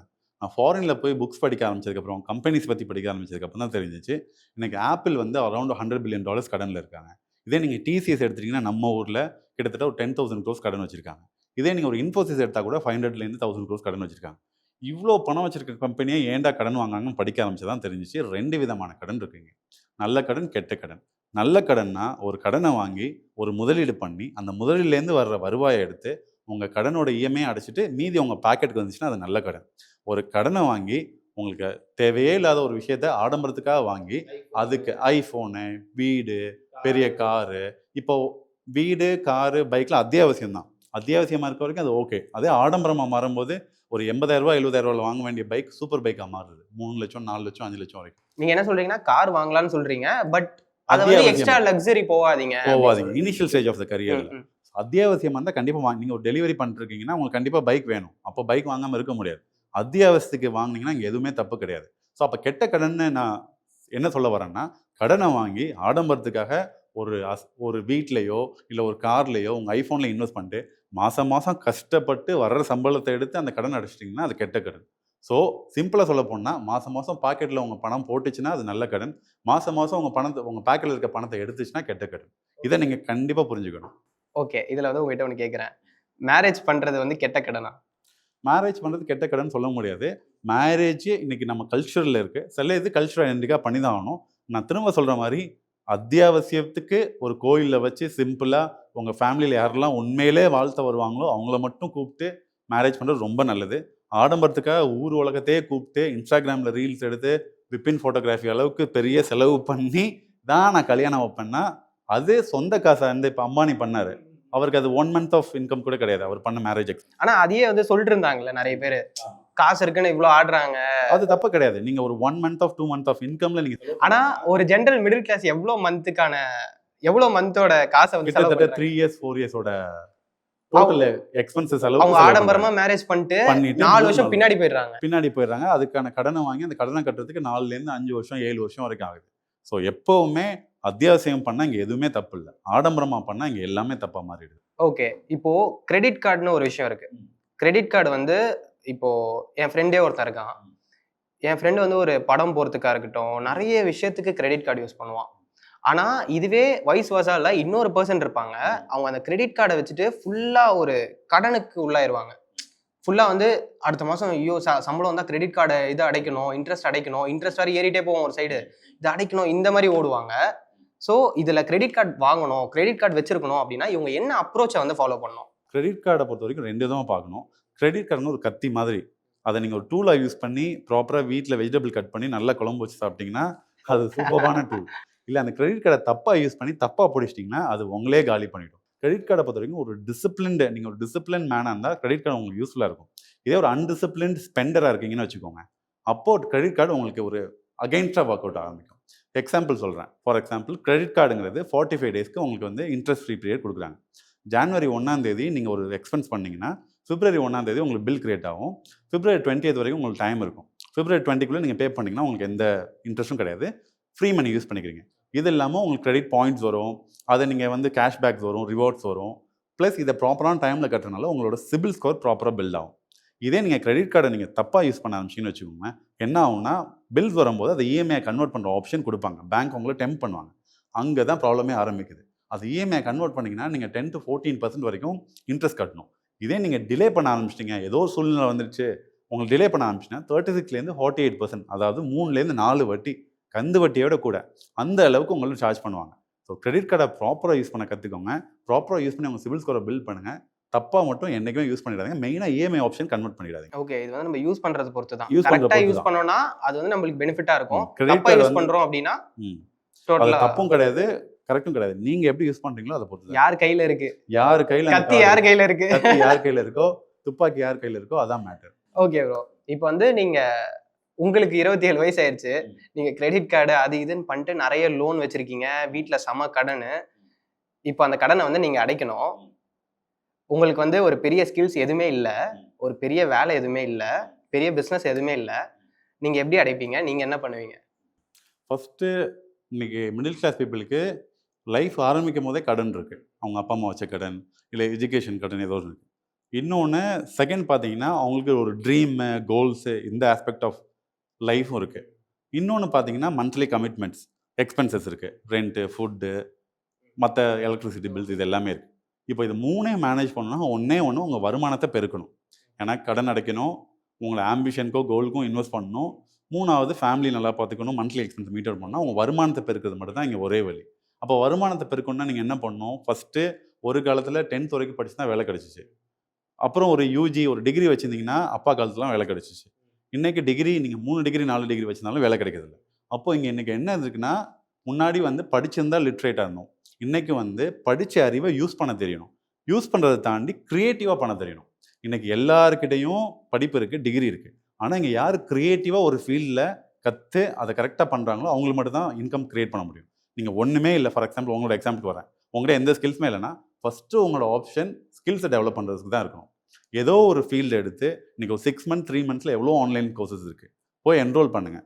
அதில் உட்காந்து ஒரு 6 மந்த் ஆஃப் டைமை பில்ட் பண்ணி உங்கள் ஸ்கில்ஸை டெவலப் பண்ணுங்கள். ஸ்கில்ஸ் உங்கள் கிளாஸில் இப்போ 20 பேர் இருக்காங்கன்னா 20 பேரும் கற்றுப்பான். அந்த 20 பேரில் எவன் யூனிக்காக க்ரியேட்டிவாக பண்ணுறானோ அவனுக்கு தான் இங்கே மார்க்கெட் வந்து உங்களை ரிவார்ட் பண்ணும். ஸோ ஸ்கில்ஸ் கற்றுக்கிறதுக்கப்புறம் அந்த க்ரியேட்டிவிட்டியை இம்ப்ளிமெண்ட் பண்ணுங்கள். க்ரியேட்டிவிட்டினா நீங்கள் ஒரு விஷயத்தை கற்றுக்குறீங்க, இதில் நான் என்ன யூனிக்காக பண்ணுறேன். நீங்கள் எவ்வளோ யூனிக்காக இருக்கீங்களோ அதை பொறுத்து உங்கள் கம்பெனியில் உங்களுக்கான ஜாப் ஆஃபர்ஸும் இருக்கும், உங்களோட ஜாப் கேரண்டியும் இருக்கும். ஸோ உங்களோட மெயின் வேலை உங்கள் ஸ்கில்லை டெவலப் பண்ணுறது, அந்த ஸ்கில்லேருந்து உங்கள் க்ரியேட்டிவிட்டியை டெவலப் பண்ணுறது. ஓகே, இப்போது நீங்கள் சொல்லும் போது எனக்கு ஒரு விஷயம் ஞாபகம் வருது. என்னன்னா, நீங்கள் ஒன்று சொன்னீங்க, இப்போ இருக்க எல்லாரும் டிகிரி வச்சுருக்காங்க, எல்லாருக்குமே டிகிரி வச்சுருக்கவனுக்குலாம் வேலை கிடைக்குதானா? இல்லை, கஷ்டப்படுறாங்க, ஜொமேட்டோ ஓட்டுறாங்க, ஸ்விக்கி ஓட்டுறாங்க. டிகிரி வச்சுட்டு அவங்க என்ன வேலைலாம் பண்ணக்கூடாதோ எல்லாமே பண்ணுறாங்க. இவங்க என்ன தப்பு பண்ணுறதுனால இவங்க இதில் போய் மாட்டிக்கிறாங்க? சின்ன வயசுலேருந்தே செல்ஃப் லேர்னிங் அவங்களுக்கு கிடையாது. செல்ஃப் லேர்னிங் இருந்தால் மட்டும்தான் தன்னைத்தானே வளர்த்துக்க முடியும். சும்மா ஸ்கூலில் சொல்லி கொடுத்தாங்க, நான் பாஸ் பண்ணுறதுக்காக எக்ஸாம் படித்தேன், காலேஜில் டிகிரி வாங்கிறதுக்காக படித்தேன், இப்படி தான் பாதி பேருக்கு. படிச்சுட்டு வந்து எனக்கு வேலை கிடைக்கலாம் எப்படி கிடைக்கும்? இன்றைக்கி வேர்ல்டு வந்து குளோபலைஸ் எக்கனாமி. உங்களோட ஜாபு, உங்களுக்கு கிடைக்க வேண்டிய ஜாபு இன்னொரு ஸ்டேட்லேருந்து ஒருத்தர் வந்து வாங்கிப்பான் உங்களோட திறமையாக இருந்தால். இல்லைன்னு கொஞ்ச நாள் பார்த்தீங்கன்னா இந்தியா வளர்ந்ததுக்கப்புறம் உங்கள் வேறு கண்ட்ரிலேருந்தே இந்தியாவுக்கு வர ஆரம்பிச்சிடுவாங்க. நம்ம எப்படி யூஎஸ்க்கு போகிறோமோ. அப்போ இங்கே ஸ்கில்ஸ் இருந்தாலும் உங்களுக்கு க்ரியேட்டிவிட்டியும் அதை எக்ஸ்ப்ரெஸ் பண்ணுற கம்யூனிகேஷன் ஸ்கில்ஸும் இருந்தால் மட்டும்தான் அந்த ஜாப் உங்களுக்கு நிரந்தரமாக இருக்கும். ஸோ அப்போ நீங்கள் பண்ண வேண்டியதெல்லாம் உங்கள் ஸ்கில்ஸை தான் டெவலப் பண்ணணும். இங்கே என்ன தப்பு பண்ணுறாங்கன்னா, தான் ஸ்கில்லே டெவலப் பண்ணாமல் பணம் வரணும்னு சொல்லிட்டு முயற்சி பண்ணுறாங்க. ஈஸியான வேலை, ஸ்விக்கி சொமேட்டோவில் டெலிவரி பண்ணால் பணம் கிடைக்குதுன்னு சொல்லி ஈஸி ஆப்ஷன் நோக்கி வரும். Instant gratification easy option. என்னைக்கு இந்த ஈஸி ஆப்ஷன் இன்ஸ்டன்ட் கிராட்டிஃபிகேஷன் தள்ளி வச்சுட்டு ஒரு லாங் டர்மாக அவங்கள பில்ட் பண்ண ஆரம்பிக்கிறாங்களோ, அதாவது செல்ஃப் லேர்னிங் மூலியமாக, அன்னைக்கு தான் அவங்க உண்மையிலே வளருவாங்க. இது இனிஷியலாக கஷ்டமாக இருக்கும். ஃபஸ்ட்டு 1 வருஷம் 2 வருஷம் கஷ்டமாக இருக்கும். ஏன்னா மணியும் மேனேஜ் பண்ணணும், படிக்கவும் செய்யணும். அப்போது வந்து நீங்கள் டைம் மேனேஜ் பண்ணுறது, மணி மேனேஜ் பண்ணுறது கஷ்டமாக இருக்கும். ஒன்ஸ் உங்கள் ஸ்கில்லை டெவலப் பண்ணிட்டீங்கன்னா அவங்க லைஃப் சூப்பராக மாறிடும். ஆக்சுவலாக நீங்கள் யோசிச்சிருக்கீங்களா, இருக்கிறதுலே வந்து அந்த ஸ்விக்கி ஜொமேட்டோ ஓட்டுறது ரொம்ப ரொம்ப கஷ்டம். நான் 2021 ஒரு 10 நாள் தான் ஓட்டியிருப்பேன். 10 நாள் 15 நாள். எனக்கு அதுக்கே வந்து எனக்கு முதுகு வலிக்க ஆரம்பிச்சிருச்சு. எனக்கு சின்ன பையனாலாம் எனக்குலாம் என்ன 20 வயசு ஆச்சு. 20 வயசுல அவ்வளோ பிரச்சனை நான் பார்த்தேன். அந்த 10 to 15 டேஸில் அந்த வெயிலில் சுற்றணும், ஒரு என்ன சொல்கிறது, ஒரு நாய் வேலைன்னு வச்சுக்கோங்க. அந்த லெவலுக்கு நம்ம போய் இறங்கி வேலை செய்கிற மாதிரி இருக்கும். அது வந்து அந்த கொடுக்குற காசுக்கு ஒர்த்தானா இல்லை, அவங்கள எக்ஸாஸ்ட் பண்ணுறாங்க அந்த கம்பெனி. அவங்களுக்கு தெரியாமல் இன்ஸ்டண்ட்டாக எனக்கு ஒரு காசு வருது அப்படின்னு சொல்லிட்டு பண்ணிட்டுருக்காங்க. இந்த ஸ்விக்கி ஜொமேட்டோ ஓட்டுறவங்களுக்கு வந்து இந்த 3 விஷயம் பண்ணால் நீ இதுலேருந்து வெளில வந்து ஒரு சூப்பரான ஏசியில் வந்து வேலை பார்க்கலாம் அப்படின்னா அவங்க என்ன பண்ணலாம்? ஃபஸ்ட்டு இன்ஸ்டன்ட் மணியை நோக்கி ஓடாத, அதை ஸ்டாப் பண்ண. அது first. Instant money, instant success, instant டக்குன்னு வரதெல்லாம் வேண்டாம். டக்குன்னு வரது வேண்டாம். ஃபஸ்ட்டு. செகண்டு, லாங் டர்மாக திங்க் பண்ணுற கற்றுக்கும். இந்தியன்ஸோட மிகப்பெரிய ப்ராப்ளமே லாங் டர்ம் திங்கிங் யாருமே கிடையாது. இந்த மாதம் நான் எப்படி ஓட்டுறேன், இந்த மாதம் சேலரி நான் எப்படி கவர் பண்ணுறேன், இந்த மாதம் இஎம்ஐ எப்படி கட்டுறேன், இதை மட்டும்தான் இருக்கே தவிர லாங் டர்மாக 5 வருஷம் 10 வருஷத்தில் நான் என்ன பண்ணணும், இன்னையிலேருந்து 15 வருஷத்தில் நான் எப்படி இருக்கணும், இன்னையிலேருந்து 20 வருஷம். அப்போ லாங் டர்ம் பிளான் உட்காந்து பிளான் பண்ணணும். அதுக்கடுத்து 3வது விஷயம், அந்த லாங் டர்ம் பிளான் அடைகிறதுக்கு என்ன வழி அப்படின்னு ஸ்டெப் பை ஸ்டெப்பாக பிரிக்கணும். ஸ்டெப் 1 இதை பண்ணணும், ஸ்டெப் 2 இதை பண்ணணும், இப்போ உட்காந்து ஒரு ப்ரிப்பேர் பண்ணிவிட்டு அதுக்கான வழியை ஒவ்வொரு பேபி ஸ்டெப்ஸாக, எடுத்தோன்னே பெருசாக சாதிக்க முடியாது யாராலுமே. பேபி ஸ்டெப்ஸாக பிரித்து இன்றைக்கி ஒரு ஸ்டெப்பாக பண்ண ஆரம்பிச்சிங்கன்னா 1 மாதத்தில் பெரிய சேஞ்ச் தெரியாது, 3 மாதத்தில் லைட்டாக சேஞ்ச் தெரிகிற மாதிரி இருக்கும், 6 மந்த் பார்த்திங்கன்னா நல்ல சேஞ்ச் வரும், 1 இயரில் சூப்பரான சேஞ்ச் தெரியும், 3 இயர்ஸ் 5 இயர்ஸ் போயிட்டீங்கன்னா எக்ஸ்ட்ராடினரியாக மாறிடுவீங்க. ஜஸ்ட் அந்த பிளானை நோக்கி ஓட ஆரம்பிச்சாலே சக்ஸஸ் ஆயிடலாம். அதை பேபி ஸ்டெப்ஸாக பிரிக்க தெரியணும். எல்லாரும் பிளான் போடுறாங்க, எழுதி வைக்கிறாங்க. ஏன் இங்கே பண்ணுறதுனா அந்த ஸ்டெப்ஸ் பிரிக்க தெரியறது இல்லை, அந்த பேபி ஸ்டெப்ஸை கன்சிஸ்டண்டாக ஃபாலோ ஆக்ஷன் எடுக்கிறது இல்லை. ஆக்ஷன் எடுத்துட்டும் சில பேர் பாதியில் விட்டுறாங்கன்னா கன்சிஸ்டன்சி இல்லை. அந்த ஆக்ஷனை கன்சிஸ்டன்ட் பாதியில் நிறுத்திடுறாங்க. ஸ்மால் ஸ்டெப்ஸை கன்சிஸ்டண்டாக எடுத்தாங்கன்னா ஓவர் பீரியட் ஆஃப் டைமில் திரும்பி பார்க்கும்போது அவங்க எங்கேயோ இருப்பாங்க. ஓகே, இப்போ ஒரு விஷயத்தில் வந்து கன்சிஸ்டன்சி எவ்வளோ முக்கியம் நீங்கள் நினைப்பீங்க? கன்சிஸ்டன்சி தான் இங்கே எல்லாமே. கன்சிஸ்டன்சி இல்லைனா ஒவ்வொரு விஷயத்தையும் நீங்கள் திரும்ப திரும்ப ஃபஸ்ட்லேருந்து ஆரம்பிக்கிற மாதிரி. கன்சிஸ்டன்சி இல்லைனா நீங்கள் எவ்வளோ ஸ்கில்ஸ் இருந்தாலும் சரி, நீங்கள் எவ்வளோ டேலண்ட் இருந்தாலும் சொல்லி எல்லாமே வேஸ்ட். ஒரு விஷயத்தை தொடர்ந்து திரும்ப செய்யும் போது தான் அந்த விஷயம் பெருசாகவும் பலன் அளிக்கும். ஸோ கன்சிஸ்டன்சி இல்லாத யாருமே, அது எவ்வளோ பெரிய டேலண்டட் பீப்புளாக இருந்தாலும் அவங்களால ஜெயிக்கவே முடியாது. ஓகே. அதுக்கு தான் வந்து அந்த பேம்பு ட்ரீ தண்ணி ஊத்திட்டே இருந்தா 5 வருஷத்துல அது பயங்கரமா வளரும். உங்ககிட்ட இருந்து அத நான் கத்துக்கிட்டேன். இன்வெஸ்ட் பண்ணணும்னு சொல்றீங்க. ஆனா ஒருத்தர் வந்து 25,000 தான் சம்பாதிக்கிறாங்க அப்படின்னா, அவங்களால எப்படி இன்வெஸ்ட் பண்ண முடியும்? இன்னைக்கு ஆவரேஜா ஸ்விக்கி, சொமேட்டோல நீங்க ஃபுல் டே ஓட்டுனா கூட 30 டேஸ் ஓட்டினீங்கன்னா 25 to 30K சம்பாதிக்கலாமா? ஸோ 25 to 30Kல நீங்க ஒரு 20%, ஃபார் எக்ஸாம்பிள் 25,000க்கு 20% நீங்க போட்டீங்கன்னா ₹5,000. இந்த ₹5,000 எப்படியாச்சும் ஃபர்ஸ்ட்டே தனியா எடுத்து வச்சிருங்க. சம்பளம் வர்ற அன்னைக்கு அந்த ₹5,000 நீங்க மறந்துடணும். 25,000 உங்க சம்பளம்னா 20,000 தான் உங்க சம்பளம்னு நினைச்சுக்கணும். வச்சுக்கணும் இல்ல, நினைச்சுக்கணும். அப்பதான் உங்களால அதை பண்ண முடியும். 25,000னா எனக்கு 20,000 தான் செலவுக்கு. அதை வச்சு தான் நீங்க ஏதாச்சும் குடும்பத்தை ஓட்டுறதே செலவு எல்லாமே. இந்த 5,000 தூக்கி எதுல இன்வெஸ்ட் பண்ணணும்னா எஸ்ஐபி. ப்ரோ எஸ்ஐபினா என்ன? எஸ்ஐபினா ஒன்றும் இல்லை தம்பி. மாசம் மாசம் உன்னோட பணத்துல உனக்கு வர்ற சம்பளத்துல ஒரு 10%ஓ 20%ஓ அதை எடுத்து மாசம் மாசம் லாங் டேர்ம் கட்டு வந்தீங்கன்னா ஒரு 10 வருஷமா 20 வருஷமா கழிச்சு பெரிய ரிட்டர்ன்ஸ் வரும். இது பேர் தான் எஸ்ஐபி. அந்த காலத்துல ஒரு போஸ்ட் ஆஃபீஸ் ஸ்கீம்ல மாசம் மாசம் அவங்க சம்பளம் வந்தோன்னு உங்க அப்பா தாத்தாலாம் கட்டிட்டு வந்தாங்க. அதை தூக்கி நம்ம ஸ்டாக் மார்க்கெட்ல ப்ராப்பரா பண்றோம். அது பேர் தான் எஸ்ஐபி. அதை எக்ஸ்பிளைன் பண்ணணும் பார்த்தீங்கன்னா சிஸ்டமேட்டிக் இன்வெஸ்ட்மெண்ட் பிளான் சொல்லுவாங்க. இதுல ரிஸ்க் இல்லையா? ரொம்ப ரொம்ப ரிஸ்க் கம்மி. அது நம்ம எந்த மாதிரி எஸ்ஐபி சூஸ் பண்றோம், என்ன ப்ராடக்ட் சூஸ் பண்றாங்க தான் பொறுத்து இருக்கு. சரி, எஸ்ஐபி வந்து எப்படி சூஸ் பண்ணணும்? ஃபர்ஸ்ட் எஸ்ஐபி சூஸ் பண்ண முன்னாடி எப்படி எஸ்ஐபி ஆரம்பிக்கணும்னு சொல்றேன். நீங்க ஒரு எக்ஸாம்பிள் ₹25,000 சம்பளம் வாங்குறீங்கன்னா, நான் சொன்ன மாதிரி 20% ₹5,000 எடுத்து தனியா வச்சிருங்க. அது step number 1. Step 2, grow, Zerodha இந்த மாதிரி ஆப்பை டவுன்லோட் பண்ணுங்க. நீங்க எல்லாருமே ஆண்ட்ராய்ட் ஃபோன் தான் வச்சிருப்பீங்க. டவுன்லோட் பண்ணுங்க. அதை டவுன்லோட் பண்ணதுக்கப்புறம் ஃபர்ஸ்ட் உங்களோட கேஒய்சி ப்ராசஸை ஃபில் பண்ணுங்க. உங்களோட ஆதார், பேனு இது ரெண்டும் ஃபில் பண்ணுங்க. அதுக்கு அடுத்து உங்களோட பேங்க் செட்டப் ப்ராசஸ் எப்படி ஜிபேல செட் பண்ணுவீங்களே அந்த மாதிரி உங்க பேங்க் டீட்டெயில்ஸை கொடுத்து செட் பண்ணி ஓடிபி வரும். ஓடிபி போட்டிங்கன்னா உங்க அக்கௌண்ட் லிங்க் ஆகிடும். சில மியூச்சுவல் ஃபண்ட்ஸுக்கு டிமேட் அக்கௌண்ட் தேவையில்லை. டிமேட் அக்கௌண்ட்னா எப்படி நம்ம ஃபார் எக்ஸாம்பிள் ஜிபேக்கு மணியை மூவ் பண்ணிட்டு அதுக்கு முன்னாடிலாம் மூவ் பண்ணிட்டு இல்லை பேடிஎம்ல மூவ் பண்ணிட்டு அதை எடுத்து செலவு பண்ணுவோமோ அது மாதிரி டிமேட் அக்கௌண்ட் ஒன்று கிரியேட் பண்ணிட்டு demat account only for stock market investment. இதுக்கு சில ஆப்பில் டிமேட் அக்கௌண்ட் தேவை, சில ஆப்புக்கு டிமேட் அக்கௌண்ட் தேவையில்லை. ஸோ டிமேட் அக்கௌண்ட் கிரியேட் பண்ணால் ஒன்றும் பெரிய ப்ராசஸ் இல்லை. வீடியோ லிங்க் வரும், அந்த லிங்க் கிளியர் பண்ணி நீங்கள் வீடியோ வெரிஃபிகேஷன் இருக்கும், அதை முடிச்சுட்டு திரும்ப ஒரு ஓடிபி வரும். அது பண்ணிட்டீங்கன்னா 2-3 டேஸில் ஆக்டிவேட் ஆகிடும். ஸோ அப்போ உங்கள் பணத்தை டிமேட் அக்கௌண்ட் அந்த ₹5,000 சேர்த்து வச்சிருக்கீங்க பார்த்தீங்களா, அதை எடுத்து டிமேட் அக்கௌண்ட் கொண்டு வந்துருங்க. இந்த ₹5,000 எடுத்து உங்களுக்கு நிறைய ப்ராடக்ட்ஸ் இருக்கும் மார்க்கெட்ஸில், எதில் இன்வெஸ்ட் பண்ணுறது. நான் எப்போவுமே உங்களுக்கு சிம்பிளாக சொல்கிறேன், நிஃப்டி 50 அப்படின்னா இந்தியாவில் இருக்க 6,000 கம்பெனிஸில் டாப் 50 கம்பெனிஸ். அந்த 50 கம்பெனிஸில் மேனுஃபேக்சரிங் இருக்குது, டெலிகாம் இருக்குது, ஐடி இருக்குது, பேங்கிங் இருக்குது. ரொம்ப ரொம்ப சேஃபான product. Nifty 50 mutual funds search பண்ணுங்க. அது நிறைய கம்பெனிஸ் வச்சிருப்பாங்க. ஐசிஐசிஐல இருக்கும், HDFCல இருக்கும். இந்த மாதிரி எந்த கம்பெனி இருக்கிறதுல டாப் ரேட்டிங்ஸ் வச்சிருக்காங்களோ அந்த கம்பெனி சூஸ் பண்ணி அந்த நிஃப்டி 50 ப்ராடக்ட்ல இந்த மாசம் மாசம் ₹5,000 ஆட்டோ டெபிட் பண்ற மாதிரி செட் பண்ணுவீங்க. எப்படி நீங்க இஎம்ஐக்கு ஆட்டோ டெபிட் ஆகுதுல அந்த மாதிரி நீங்க செட் பண்ணி வச்சிட்டீங்கன்னா உங்க சம்பளம் வர்ற அன்னைக்கு என்ன கிரெடிட் ஆகுதோ அன்னைக்கு அந்த ₹5,000 போயிடும். அப்போ உங்களுக்கு நான் முன்னாடி சொன்ன மாதிரி ₹20,000 மட்டும் தான் உங்க கையில இருக்கும். அப்போ அந்த ₹5,000 ஆட்டோமேட்டிக்கா போக ஆரம்பிச்சுன்னா உங்களால அதை ஆக்சஸே பண்ண முடியாது. ஓகே, இந்த ஃபண்டை வந்து எப்படி ரிசர்ச் பண்றது? இந்த ஃபண்டை ரிசர்ச் பண்ணணும்னா நீங்க என்ன பண்ணணும், நீங்க ஒரு கூகுளோ இல்லை ChatGPT யூஸ் பண்ணுங்க. Top 10 high returns mutual funds in இந்தியான்னு போடுங்க, லிஸ்ட் வரும். அதோட average returns per year calculate பண்ணுங்க. For example 10 to 12%. என்ன பொறுத்தவரை கேட்டிங்கன்னா 12 to 14% சூப்பர் ரிட்டர்ன் இன்னைக்கு இந்தியாவில். 10 to 12 ஒரு ஆவரேஜ் ரிட்டர்ன். இதே 14+ to 18 ஹெவி ரிட்டர்ன்ஸ். ஆனால் அதில் ரிஸ்க்கும் இருக்கு. எதுல ரிட்டர்ன் இருக்கோ அதுல அதிகமான ரிஸ்க் இருக்கு. ஸ்மால் கேப் ஃபண்ட்ஸ்ல ஹை ரிட்டர்ன்ஸ் கிடைக்கும், பட் அதுக்கேற்ற ரிஸ்க்கும் இருக்கும். ஏன்னா ரிஸ்க் எடுக்காம இங்கே சம்பாதிக்கவே முடியாது. எனக்கு ரிஸ்க்கும் ரொம்ப வேணாம், வருமானமும் ரொம்ப வேணாம்னு நினச்சிங்கன்னா நிஃப்டி 50 ஒரு சேஃப் அசெட். இது வந்து காலங்காலமாக கிட்டத்தட்ட லாஸ்ட் 30-40 இயர்ஸ் எடுத்தாலுமே 10 to 12% ரிட்டர்ன் தருது. ஒருத்தவங்க 40 வருஷமா உங்களுக்கு கரெக்டான ரிட்டர்ன் கொடுக்குறாங்கன்னா அவங்க ஃபியூச்சர்லேயும் நல்லா ரிட்டர்ன் கொடுக்க போறாங்கன்னு அர்த்தம். ஸோ அதனால நிஃப்டி 50 ரொம்ப சேஃபஸ்ட் இன்வெஸ்ட்மெண்ட். அதில் நீங்கள் பண்ணலாம். ஓகே, எனக்கு நீங்க சொல்லும்போது ஒன்னே ஒன்று ஞாபகம் வருது. இப்போ எஸ்ஐபின்னு ஒரு விஷயம் இருக்கு, அது வந்து ஸ்டாக் மார்க்கெட்ல பண்றோம். ஆனா மிடில் கிளாஸ் பீப்புள் எல்லாருக்குமே ஒரு ஸ்டாக் மார்க்கெட்டை வந்து ஒரு தீய சக்தியா பார்ப்பாங்க. ஸ்டாக் மார்க்கெட்னா பயப்படுவாங்க, உன் காசுலாம் போயிடும், ஸ்டாக் மார்க்கெட்ல போட்டவங்கலாம் தோத்துட்டான், அந்த மாதிரி தான் ஒரு மைண்ட் செட் கிரியேட் ஆயிடுச்சு. ஏன்னா நிறைய இன்சிடென்ட் அவங்க பார்த்து வளர்றதுனால அவங்களுக்கு அந்த மைண்ட் செட் கிரியேட் ஆயிடுச்சு. அவங்களோட தாட் எப்பயுமே எப்படி இருக்கும்னா ஸ்டாக் மார்க்கெட்லாம் தேவையில்ல, ஒன்று கோல்டில் இன்வெஸ்ட் பண்ணு, அப்படின்னா ரியல் எஸ்டேட்டு லேண்டில் நீ காசை போடு, இந்த மாதிரி தான் ஒரு மைண்ட் செட்டில் இருப்பாங்க. அவங்களுக்கு வந்து நீங்கள் என்ன சொல்லுவீங்க?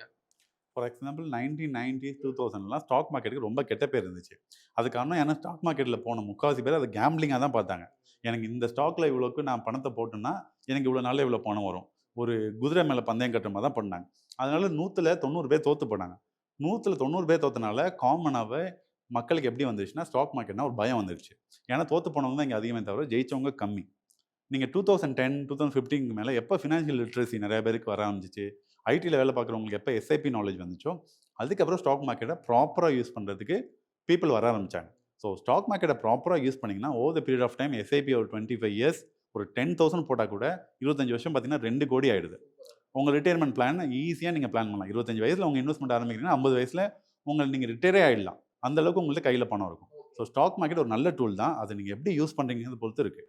ஸோ கோல்டு என்ன நினைக்கிறீங்க? இப்போ வந்து கோல்டு வந்து மடமடன்னு ஏறிட்டே இருக்கு. 1 லட்ச ரூபா தாண்டி அது பாட்டுட்டு போயிட்டே இருக்கு. இப்போ இந்த டைம்ல கோல்ட்ல இன்வெஸ்ட் பண்ணலாமா? கோல்டு வந்து மனுஷன் தோன்ற காலத்துலேருந்து சண்டை போட்டது ஒன்று லேண்டு, இன்னொன்று கோல்டு. ஸோ கோல்டு எப்போவுமே ஏறிட்டே தான் இருக்குமே தவிர குறைய போகிறது இல்லை. லாங் பீரியடில் பார்க்கும்போது 1 or 2 months பார்த்தீங்கன்னா ஏறும் இறங்கும், 1 வாரம் 2 வாரம் பார்த்தீங்கன்னா ஃப்ளக்சுவேட் ஆகிட்டே இருக்கும்.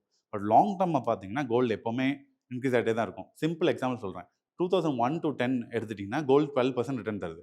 ஒரு நல்ல ரிட்டர்னே சொல்லலாம். 2011 to 2020 ரிட்டர்ன்ஸ் கொஞ்சம் கம்மி. ஆனால் 2013-14 கோல்டு ரொம்ப ட்ராப் ஆச்சு. ரிட்டர்ன்ஸ் வந்து 8 to 12% இருந்துச்சு. இதே 2021 to 26 எடுத்துட்டிங்கன்னா கிட்டத்தட்ட 35 to 40% ரிட்டர்ன் கொடுத்துருக்கு. ஏன்னா ரீசெண்ட் டைமில் வார்ஸ் நிறைய வந்தனால, கரன்சி மேலே நம்பிக்கை போனனால, ஸோ கோல்டு வந்து இந்த லாஸ்ட் 6 years ரொம்ப இன்க்ரீஸ் ஆயிருக்கு. இப்போ நீங்கள் ஒரு நெக்ஸ்ட் 6 years 10 years கோல்டு எப்படி இருக்குன்னு கேட்டிங்கன்னா இதே லெவலுக்கு ஆஃப் க்ரோத் இருக்கும். ஸோ கோல்டு உங்கள் போர்ட்ஃபோலியோவில் ஃபார் எக்ஸாம்பிள் நீங்கள் 100 ரூபாய் வச்சுருக்கீங்கன்னா ஒரு 50 ரூபாய் ஸ்டாக் மார்க்கெட்லேயும், ஒரு 30 ரூபாய் to 40 ரூபாய் உங்களுக்கு ரியல் எஸ்டேட்லேயும், ஒரு 10 ரூபாய் to 20 ரூபாய் எப்போவுமே கோல்டு இன்வெஸ்ட் பண்ணுறது ரொம்ப ரொம்ப சேஃபான பிளான். ஓகே. இப்போ கோல்டு வந்து ஏறும்னு சொல்றீங்க ஃபியூச்சர்ல. கண்டிப்பா ஏறிடும். கண்டிப்பா ஏறும். ஏன்னா ஒன்று வார், இப்போ ரீசெண்ட் டைம்ல நடக்கிற வார், இதோட consequences after the war. Second வந்து உலகமே டாலர்ஸை யூஸ் பண்ணால் ட்ரேட் பண்ணுறாங்க. ஃபார் எக்ஸாம்பிள் நீங்கள் இந்தியன், நான் பாகிஸ்தானி. உங்ககிட்டே நான் ஒன்று வாங்கணும்னா என் ருப்பியை நீங்கள் அக்செப்ட் பண்ண மாட்டீங்க, உங்களோட பாகிஸ்தான் கரன்சி நானும் அக்செப்ட் பண்ண மாட்டேன். டாலரில் கொடுத்தா மட்டும்தான் நான் அதை அக்செப்ட் பண்ணுவேன், நானும் டாலரில் கொடுத்தா மட்டும் தான் நீங்கள் அக்செப்ட் பண்ணுவீங்க. இப்படி தான் உலக ட்ரேட் ஃபுல்லாக நடந்துச்சு. இன்றைக்கி நிறைய கண்ட்ரிஸ் டாலர்லேருந்து வெளியில் வந்து அவங்கவுங்களோட கரன்சிலே பண்ணிக்கிறாங்க. நம்ம இந்தியா கூட அந்த மாதிரி கரன்சி பிரிக்ஸ்னு ஆரம்பித்து பண்ணிருக்காங்க. அப்போ டாலர்ஸ் மேலே உள்ள நம்பிக்கை போயிட்டே இருக்குது. அமெரிக்கா மேலே உள்ள நம்பிக்கையும் ட்ரம்ப் மேலே உள்ள நம்பிக்கையும் போயிட்டே இருக்கனால டாலர்ஸ் அவாய்ட் பண்ண ஆரம்பிச்சனால இவங்க எல்லாம் கோல்டு மேலே இன்வெஸ்ட் உலகத்தில் ட்ரேட் பண்ணுறதுக்காகவும் ஒரு சேஃபான இன்வெஸ்ட்மெண்ட் தேடுறதுக்காகவும் எல்லா இன்வெஸ்டர்ஸும் பார்த்துருக்கும் போது காலங்காலமாக நான் சொன்ன மாதிரி மனுஷன் தோன்ற காலத்துலேருந்து இருக்கிறது கோல்டன் லேண்டு தான். நீங்கள் ஒரு 200 வருஷம் முன்னாடி டாலர்னு ஒன்று கிடையாது, 100-200 வருஷம் முன்னாடி ருப்பினே ஒன்று கிடையாது. அப்போ கோல்டு தான் சேஃபஸ்ட் இன்வெஸ்ட்மெண்ட், எல்லாரும் கோல்டில் போட ஆரம்பிச்சாங்க. ஸோ அதனால தான் நான் சொல்கிறேன் கோல்டு இன்னும் இன்க்ரீஸ் ஆகிட்டே இருக்குமே தவிர என்னைக்குமே குறையாது. ஓகே. இப்போ லேண்டும் சொன்னீங்க. இப்போ லேண்டை இன்வெஸ்ட் பண்ணலாமா? லைக் இப்போ பீப்புள் என்னன்னா லேண்டோட டைம் வந்து இந்த 2010 முடிஞ்சிருச்சு, பெருசா ஏறாது, அதில் வாங்குறதெல்லாம் வேஸ்ட்டு, ஒரு பபிள் மாதிரி கிரியேட் ஆகுது, இது மாதிரி தான் வந்து அவங்களோட தாட் இருக்கு. இப்போ லேண்டில் இந்த பீரியட் 2026ல் இன்வெஸ்ட் பண்ணலாமா? அது வந்து ஒரு பெட்டர் சாய்ஸாக இருக்குமா? எல்லாத்துலேயுமே குட்ஸ் அண்ட் பேட்ஸ் இருக்குது. இப்போ லேண்டு பொறுத்த வரைக்கும் என்ன கேட்டிங்கன்னா ப்ராப்பராக எனக்கு இன்வெஸ்ட் பண்ணணும்னா மினிமம் ஒரு பிளாட் இன்றைக்கி சென்னைக்குள்ளே வாங்கணும், ஒரு கிரவுண்டு நீங்கள் பிளாட் வாங்க போனீங்கன்னா per square foot 4,500 இருக்குது. ஒரு கிரவுண்ட் 1 crore கீழே சென்னைக்குள்ளே வாங்க முடியல. Tier 2 Tier 3 சிட்டி எடுத்துக்கிட்டீங்கன்னா கூட 25 to 30 lakhs தேவைப்படுது. ஒரு 25,000 30,000 சம்பாதிக்கிற பையனால இன்னைக்கு சூழ்நிலையில் லேண்ட் வாங்குறது கஷ்டம், ரொம்ப ரொம்ப கஷ்டம். இப்போ கோல்டு கூட நீங்கள் கோல்டு ETF-ல வெறும் 100 ரூபாய் 50 ரூபாய் கூட கோல்டு வாங்க முடியும். கோல்டில் பிரித்து வாங்கலாம். 100 மில்லி 50 மில்லி. ஆனால் லேண்ட் அப்படி வாங்க முடியாது. லேண்ட் அப்படி வாங்க முடியாது. ஸோ இன்னைக்கு சூழ்நிலையில் ஒரு நார்மல் மிடில் கிளாஸ் பையனால வாங்க முடியாது. ஆனால் லேண்ட் பொதுவாகவே நல்ல இன்வெஸ்ட்மெண்ட் கேட்டிங்கன்னா சூப்பரான இன்வெஸ்ட்மெண்ட். நீங்கள் அட்லீஸ்ட் ஒரு 25லேருந்து ஒரு 40-45 வயசில் நல்ல பணம் சம்பாதிக்க ஆரம்பிச்சிங்கன்னா அப்போ நீங்கள் லேண்ட் வாங்க. லேண்டுமே என்றைக்குமே 10 to 12% ரிட்டர்ன் கொடுத்துருக்கு. அதுவும் Tier 1 சிட்டிஸ் சென்னை, பெங்களூர், ஹைதராபாத், மும்பை இவங்கெல்லாம் எப்போவுமே 30-40% ரிட்டர்ன் வரைக்கும் 100% கிடைச்சிருக்கு. ஸோ அதனால நீங்கள் எப்போவுமே லேண்டு சூஸ் பண்ணலாம். பட் உங்கள் வருமானத்தை பொறுத்து தான் எதை சூஸ் பண்ணணும்னு இருக்குது. கம்மியான வருமானம் இருக்கும்போது ஸ்டாக் மார்க்கெட் சூஸ் பண்ணுங்கள். நல்ல வருமானம் இருக்கும்போது கோல்டன் ஸ்டாக் மார்க்கெட் சூஸ் பண்ணுங்கள். நிறைய வருமானம் ஆயிடுச்சா ஸ்டாக்கு, கோல்டு, ரியல் எஸ்டேட் 3மே சூஸ். ஓகே. வருமானத்தை பொறுத்து நம்ம மாற்றிக்கணும். கம்மியாக இருக்குன்னா ஸ்டாக் மார்க்கெட் போயிடலாம், அதிகமாக இருக்குன்னா நம்ம லேண்டு அந்த மாதிரி போய்க்கலாம். ஓகே. இப்போது ஒரு 30 வயசு ஆள் லைக் அவங்க வந்து ஒரு மிடில் கிளாஸ் அப்படின்னா இவங்க பாதி பேருக்கு கனவு என்னன்னா அவங்களுக்குன்னு ஒரு சொந்த வீடு கட்டிடணும். இதுதான் வந்து நிறைய பேர் வந்து ஒரு எய்மாவே வச்சிருப்பாங்க. என் லைஃப்ல இதுதான்டா என்னோட கோல் அப்படின்ற மாதிரி நிறைய மிடில் கிளாஸ் வச்சிருக்கிறது என்னன்னா நான் வீடு வாங்கிடணும் எப்படியாவது. அது எப்படின்னா ஒரு ப்ரெஸ்டீஜா என்னன்னு எனக்கு தெரியல, பட் அது ஒரு கனவுன்னு வச்சுக்கோங்களேன். அவங்களுக்கு அது வந்து ஒரு எமோஷன். ஆனால் இந்த 30 வயசுல இருக்கவங்க ஒரு சேலரிடு பர்சனு கம்மியாக வாங்குறாங்க. இவங்களுக்கு இருக்க ஒரே ஒரு ஆப்ஷன் என்னன்னா ஹோம் லோன் எடுத்து தான் வீடு வாங்குற மாதிரி இருக்கும். இப்போ ஹோம் லோனை அவாய்ட் பண்ணிட்டு இப்போ இவங்க வீடு வாங்கணும்னா இவங்க என்னென்ன பண்ணலாம்? நான் முன்னாடியே சொன்ன மாதிரி ஹோம் லோன் அவாய்ட் பண்ணிட்டு பண்ணணும்னா அவங்களுக்கு அது ஏதோ ஒன்றில் முதலீடு பண்ணணும். இப்போது நீங்கள் வீடை வாங்குறது எல்லாருக்குமே ஒரு பெரிய கனவு. அது எந்த வயசில் வாங்குறத பொறுத்து நம்ம லைஃபு இப்படியும் மாறலாம் அப்படியும் மாறலாம். நான் எவ்வளோ சீக்கிரம் வாங்கணும்னு நினச்சி சீக்கிரம் ஒரு லோன் கமிட்மெண்ட் ஹோம் லோன் எடுத்து இஎம்ஐக்குள்ளே போகிறதுங்கிறது ஒரு நல்ல டெசிஷன் கிடையாது. பேருக்கு வேணால் நான் சொந்த வீடு வச்சுருக்கேன் சொல்லாமே தவிர அதுக்கு பின்னாடி ஒரு பெரிய கடனும் வச்சுருக்கேங்கிறது அதுதான் உண்மை. நிதர்சனமான உண்மைன்னு பார்த்தீங்கன்னா அதான் உண்மை. வீடு இருக்குது, ஆனால் வீட்டுக்கு ஈக்குவல் கடனும் இருக்குது. ஆனால் அது ஒரு பேட் வேன்னு சொல்லலாம். அது எல்லாரும் பண்ணுற ஒரு home loan is a bad way. ஆமாம், இனிஷியல் ஸ்டேஜில் கரியரில் இருந்தீங்கன்னா, சின்ன வயசில் நான் ஒரு 25 வயசில் 27 வயசில் சொந்த வீடு வாங்கணும் மற்றவனுக்காக நினச்சிங்கன்னா அது தப்பு. இதே நீங்கள் ஒரு 25 வயசில் ஒரு எஸ்ஐபி பிளான் ஆரம்பிச்சுட்டு ஒரு 40 வயசு வரைக்கும் 15 வருஷம், ஏன்னா இன்றைக்கி சென்னையில் எங்கே வீடு வாங்க போனாலும் 1 கோடி ரூபாய் இருக்குது. இதே நீங்கள் வாடகைக்கு போனீங்கன்னா 15,000 ரூபாய்க்கு உங்களுக்கு வீடு டூ பெட்ரூம் அப்பார்ட்மெண்ட் கிடைக்கும், நல்லா கிடைக்குது.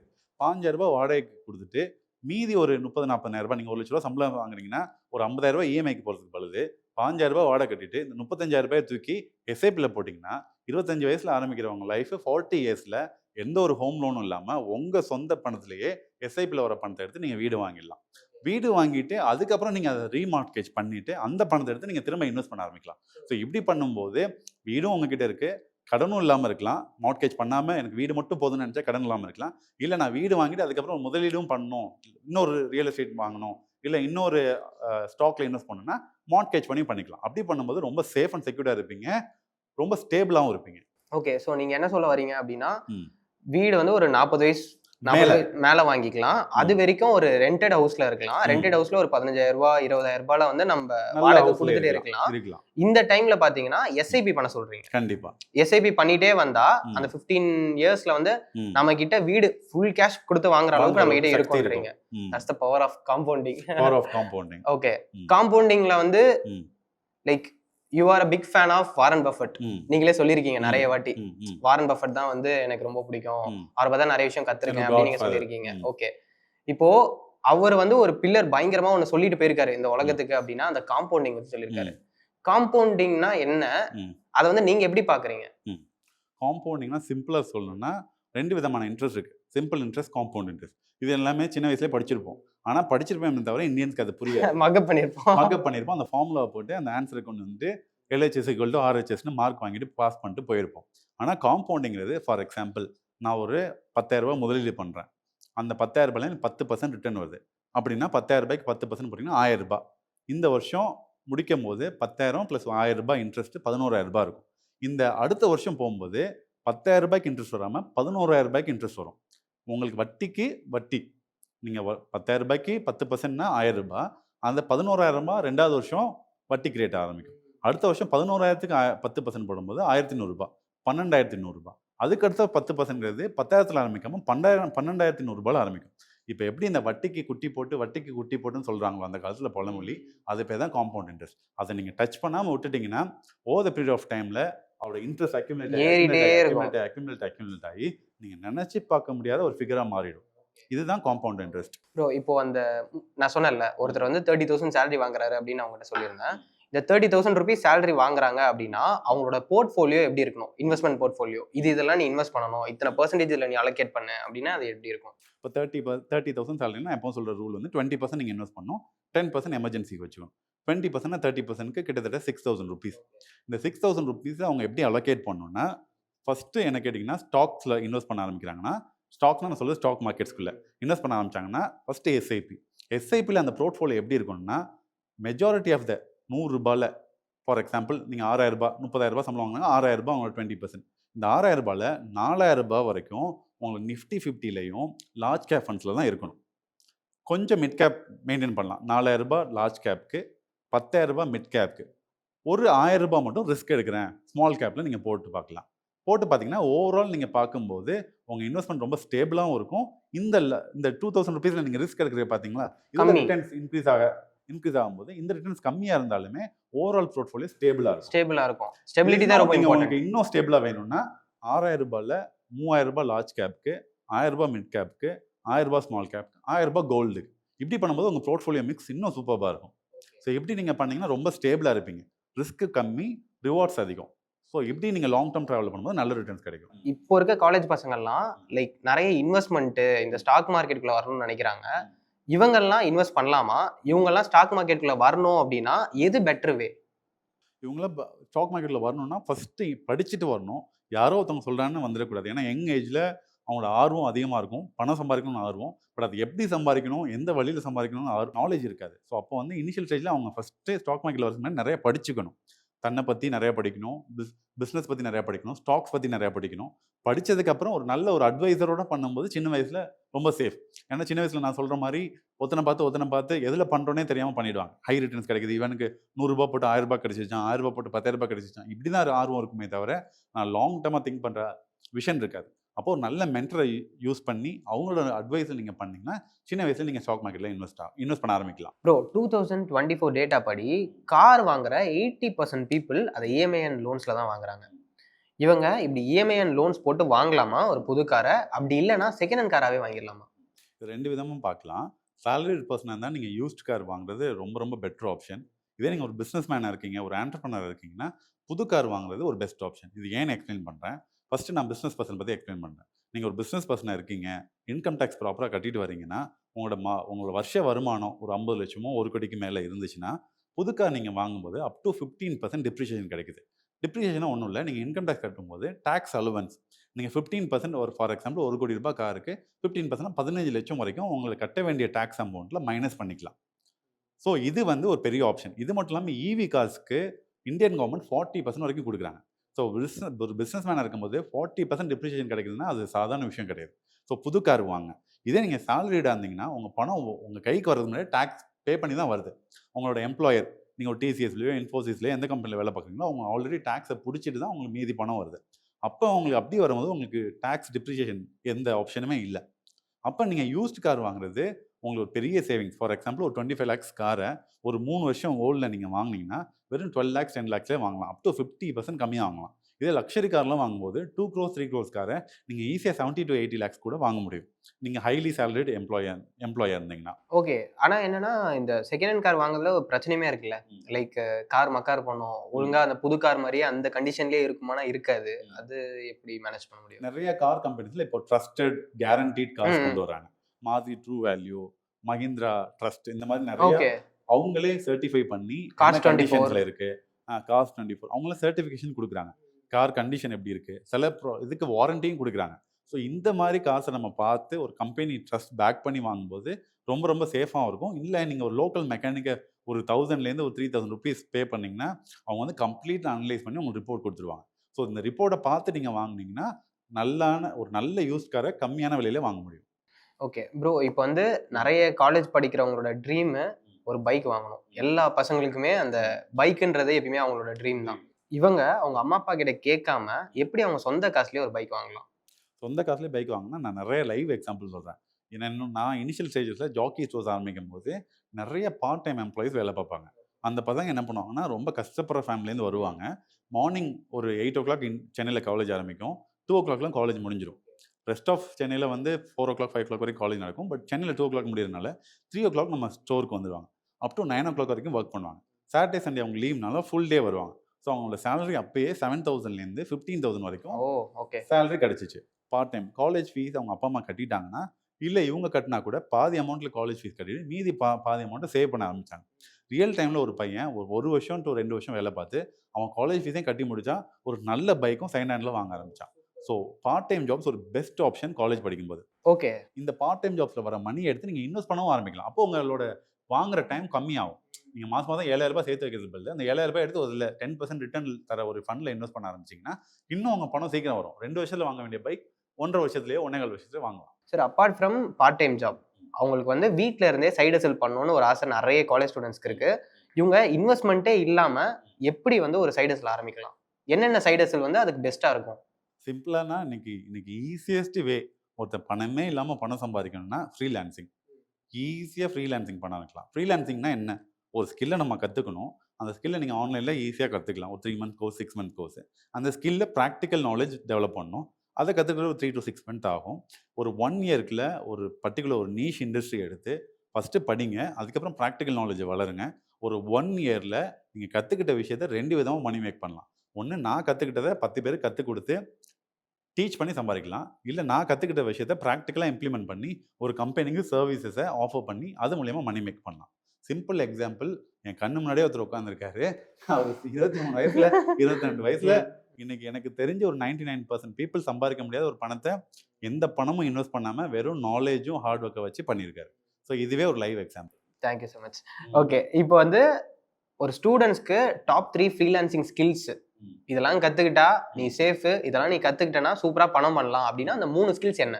Number 1 coding. எப்போவுமே இன்னைக்கு கோடிங் ஏஐ நிறைய வந்துச்சு. பட் ஸ்டில் அந்த கோடிங் ஏஐல டெவலப் பண்ணாலும் நிறைய கிரியேட்டிவ் இன்புட்ஸ் தேவை. ஸோ அப்போ வந்து coding and AI. So AI along with coding ரொம்ப ரொம்ப முக்கியம். நம்பர் 2 பார்த்தீங்கன்னா டிஜிட்டல் மார்க்கெட்டிங். இன்னைக்கு என்டையர் பிஸ்னஸே டிஜிட்டலாக டர்ன் அவுட் ஆகிட்டு இருக்கு. நாங்கள் லேட்டராக ரியலைஸ் பண்ணதே என்னென்னா, நிறைய ஆஃப்லைனில் எங்கள் பிஸ்னஸை டைம் ஸ்பெண்ட் பண்ணிட்டோம். இப்போ தான் ஆன்லைனுக்குள்ளே வந்துட்டு இருக்கோம். ஸோ ஆன்லைன் எல்லாருக்குமே டிஜிட்டல் சர்வீசஸ் தேவைப்படுது. ஏதோ ஒரு இதில் அவங்க ப்ராடக்ட் சர்வீஸாக மார்க்கெட் பண்ணோம். ஸோ டிஜிட்டல் மார்க்கெட்டிங் ரொம்ப ரொம்ப தேவையான ஸ்கில்லாக இருக்குது. அது வெவ்வேறு விதமான டிஜிட்டல் மார்க்கெட்டிங் இருக்குது. அப்பப்போ என்னென்ன ட்ரெண்ட் இருக்கோ அந்த ட்ரெண்டுக்கு ஏற்ற மாதிரி உங்கள் டிஜிட்டல் மார்க்கெட்டிங் ஸ்கில்லை நீங்கள் டெவலப் பண்ணிக்கணும். நம்பர் 3 கேட்டிங்கன்னா எடிட்டிங். இன்றைக்கி என்டையர் வேர்ல்டே வீடியோ ஃபார்மேட்டில் கன்வெர்ட் ஆகிடுச்சு. ஒரு காலத்தில் ரீடிங்கில் இருந்துச்சு, அப்புறம் ஒரு காலத்தில் வெறும் இமேஜஸில் இருந்துச்சு. இப்போ பார்த்தீங்கன்னா ஃபுல்லாகவே வீடியோ இருந்தால் தான் உங்கள் ப்ராடக்ட் அண்ட் சர்வீஸை ப்ரொமோட் பண்ண முடியும். அப்போ அந்த வீடியோ ரா ஃபுட்டேஜை எடிட் பண்ணுறதுக்கு நீங்கள் எடிட்டர்ஸ் ரொம்ப ரொம்ப தேவை.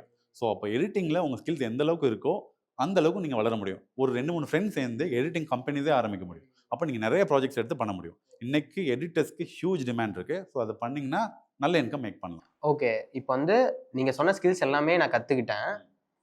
ஸ்கில்ஸ் கற்றுக்கிட்டு அந்த ஸ்கில்ஸில் வந்து நான் ஏஸ் பண்ணிட்டேன். எனக்கு ஸ்கில்ஸ் வந்து கை வந்த கலை அந்த லெவலுக்கு நான் போயிட்டேன்.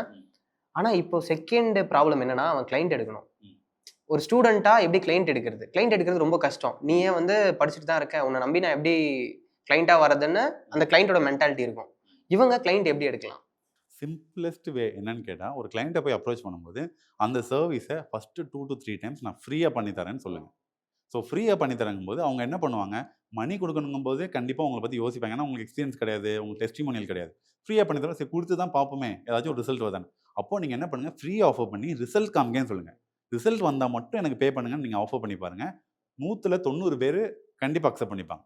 ஏன் என்னோட எக்ஸாம்பிள்லே இந்த மாதிரி ஒரு ரியல் டைமில் வந்து கேட்டிருக்காங்க. அவங்க ஃப்ரீயாக பண்ணித்தரேன்னு சொல்லும்போது நம்ம ஏன் ட்ரை பண்ணக்கூடாதுன்னு நினச்சேன். கொடுத்து பார்க்கும்போது நல்ல ரிசல்ட்ஸ் கொடுக்க ஆரம்பித்தாங்க. ஸோ அப்போ 100% நீங்கள் ஒரு சர்வீஸை ஃப்ரீயாக ரிசல்ட்ஸோட தரீங்கன்னு கேரண்டி கொடுத்தீங்கன்னா, ரிசல்ட்ஸ் வந்ததுக்கப்புறம் நீங்களே போய் அந்த ரிசல்ட்டை ப்ரெசென்ட் பண்ணிங்கன்னா அதுலேருந்து ஒரு 10% 15% நீங்கள் கமிஷன் வாங்கிக்கலாம். ஓகே, இது தாராளமாக கொடுப்பாங்க. ஆப்பர்ச்சுனிட்டியை ஃப்ரீ சர்வீஸ் கொடுக்குறேன் அப்படின்னு சொல்லிட்டு வாங்கிக்கலாம். தென் அந்த ஆப்பர்ச்சுனிட்டியை ரைட்டாக யூஸ் பண்ணி அவங்களுக்கு ரிசல்ட்ஸ் காமிச்சோம் அப்படின்னா they will pay the next month. Based on the result 10 to 15% வரைக்கும் நீங்கள் பே பண்ண ஆரம்பிச்சிடுவாங்க. ஓகே, உங்கள் ரிசல்ட் எந்த அளவுக்கு சூப்பராக இருக்கும் அந்த அளவுக்கு உங்களுக்கு மார்க்கெட்டில் நீங்கள் வேல்யூபிள் ப்ராடக்ட் ஆகிடுவீங்க. இப்போது காலேஜ் ஸ்டூடெண்ட்ஸ் வந்து நிறைய மிஸ்டேக்ஸ் பண்ணுறாங்க, நீங்கள் பார்த்துட்டு இருப்பீங்க. இப்போது ஒரு சைடு என்னென்னா ஃபுல்லாக டிஸ்ட்ராக்டடாக இருக்காங்க. இன்ஸ்டாகிராம் ரீல்ஸு, ஃப்ரெண்ட்ஸோட கான்சர்ட் போகிறது, ஃபுல்லாக வந்து கேம் இதில் அடிக்ட் ஆகிருக்கிறது, அப்படி இல்லைனா சில பேர் தப்பான பழக்கத்துக்குமே அடிக்ட் ஆகிருப்பாங்க. இவங்கெல்லாம் எப்படி இந்த பழக்கத்துலேருந்து வெளியே வரலாம்? இவங்க ஒரு ப்ராப்பரான லைஃப் ஸ்டைல் பில்ட் பண்ணணும், ஒரு நெக்ஸ்ட் லெவலுக்கு அவங்க ஃபேமிலி எடுத்துகிட்டு போனோம்னா இவங்க என்னென்னலாம் பண்ணலாம்?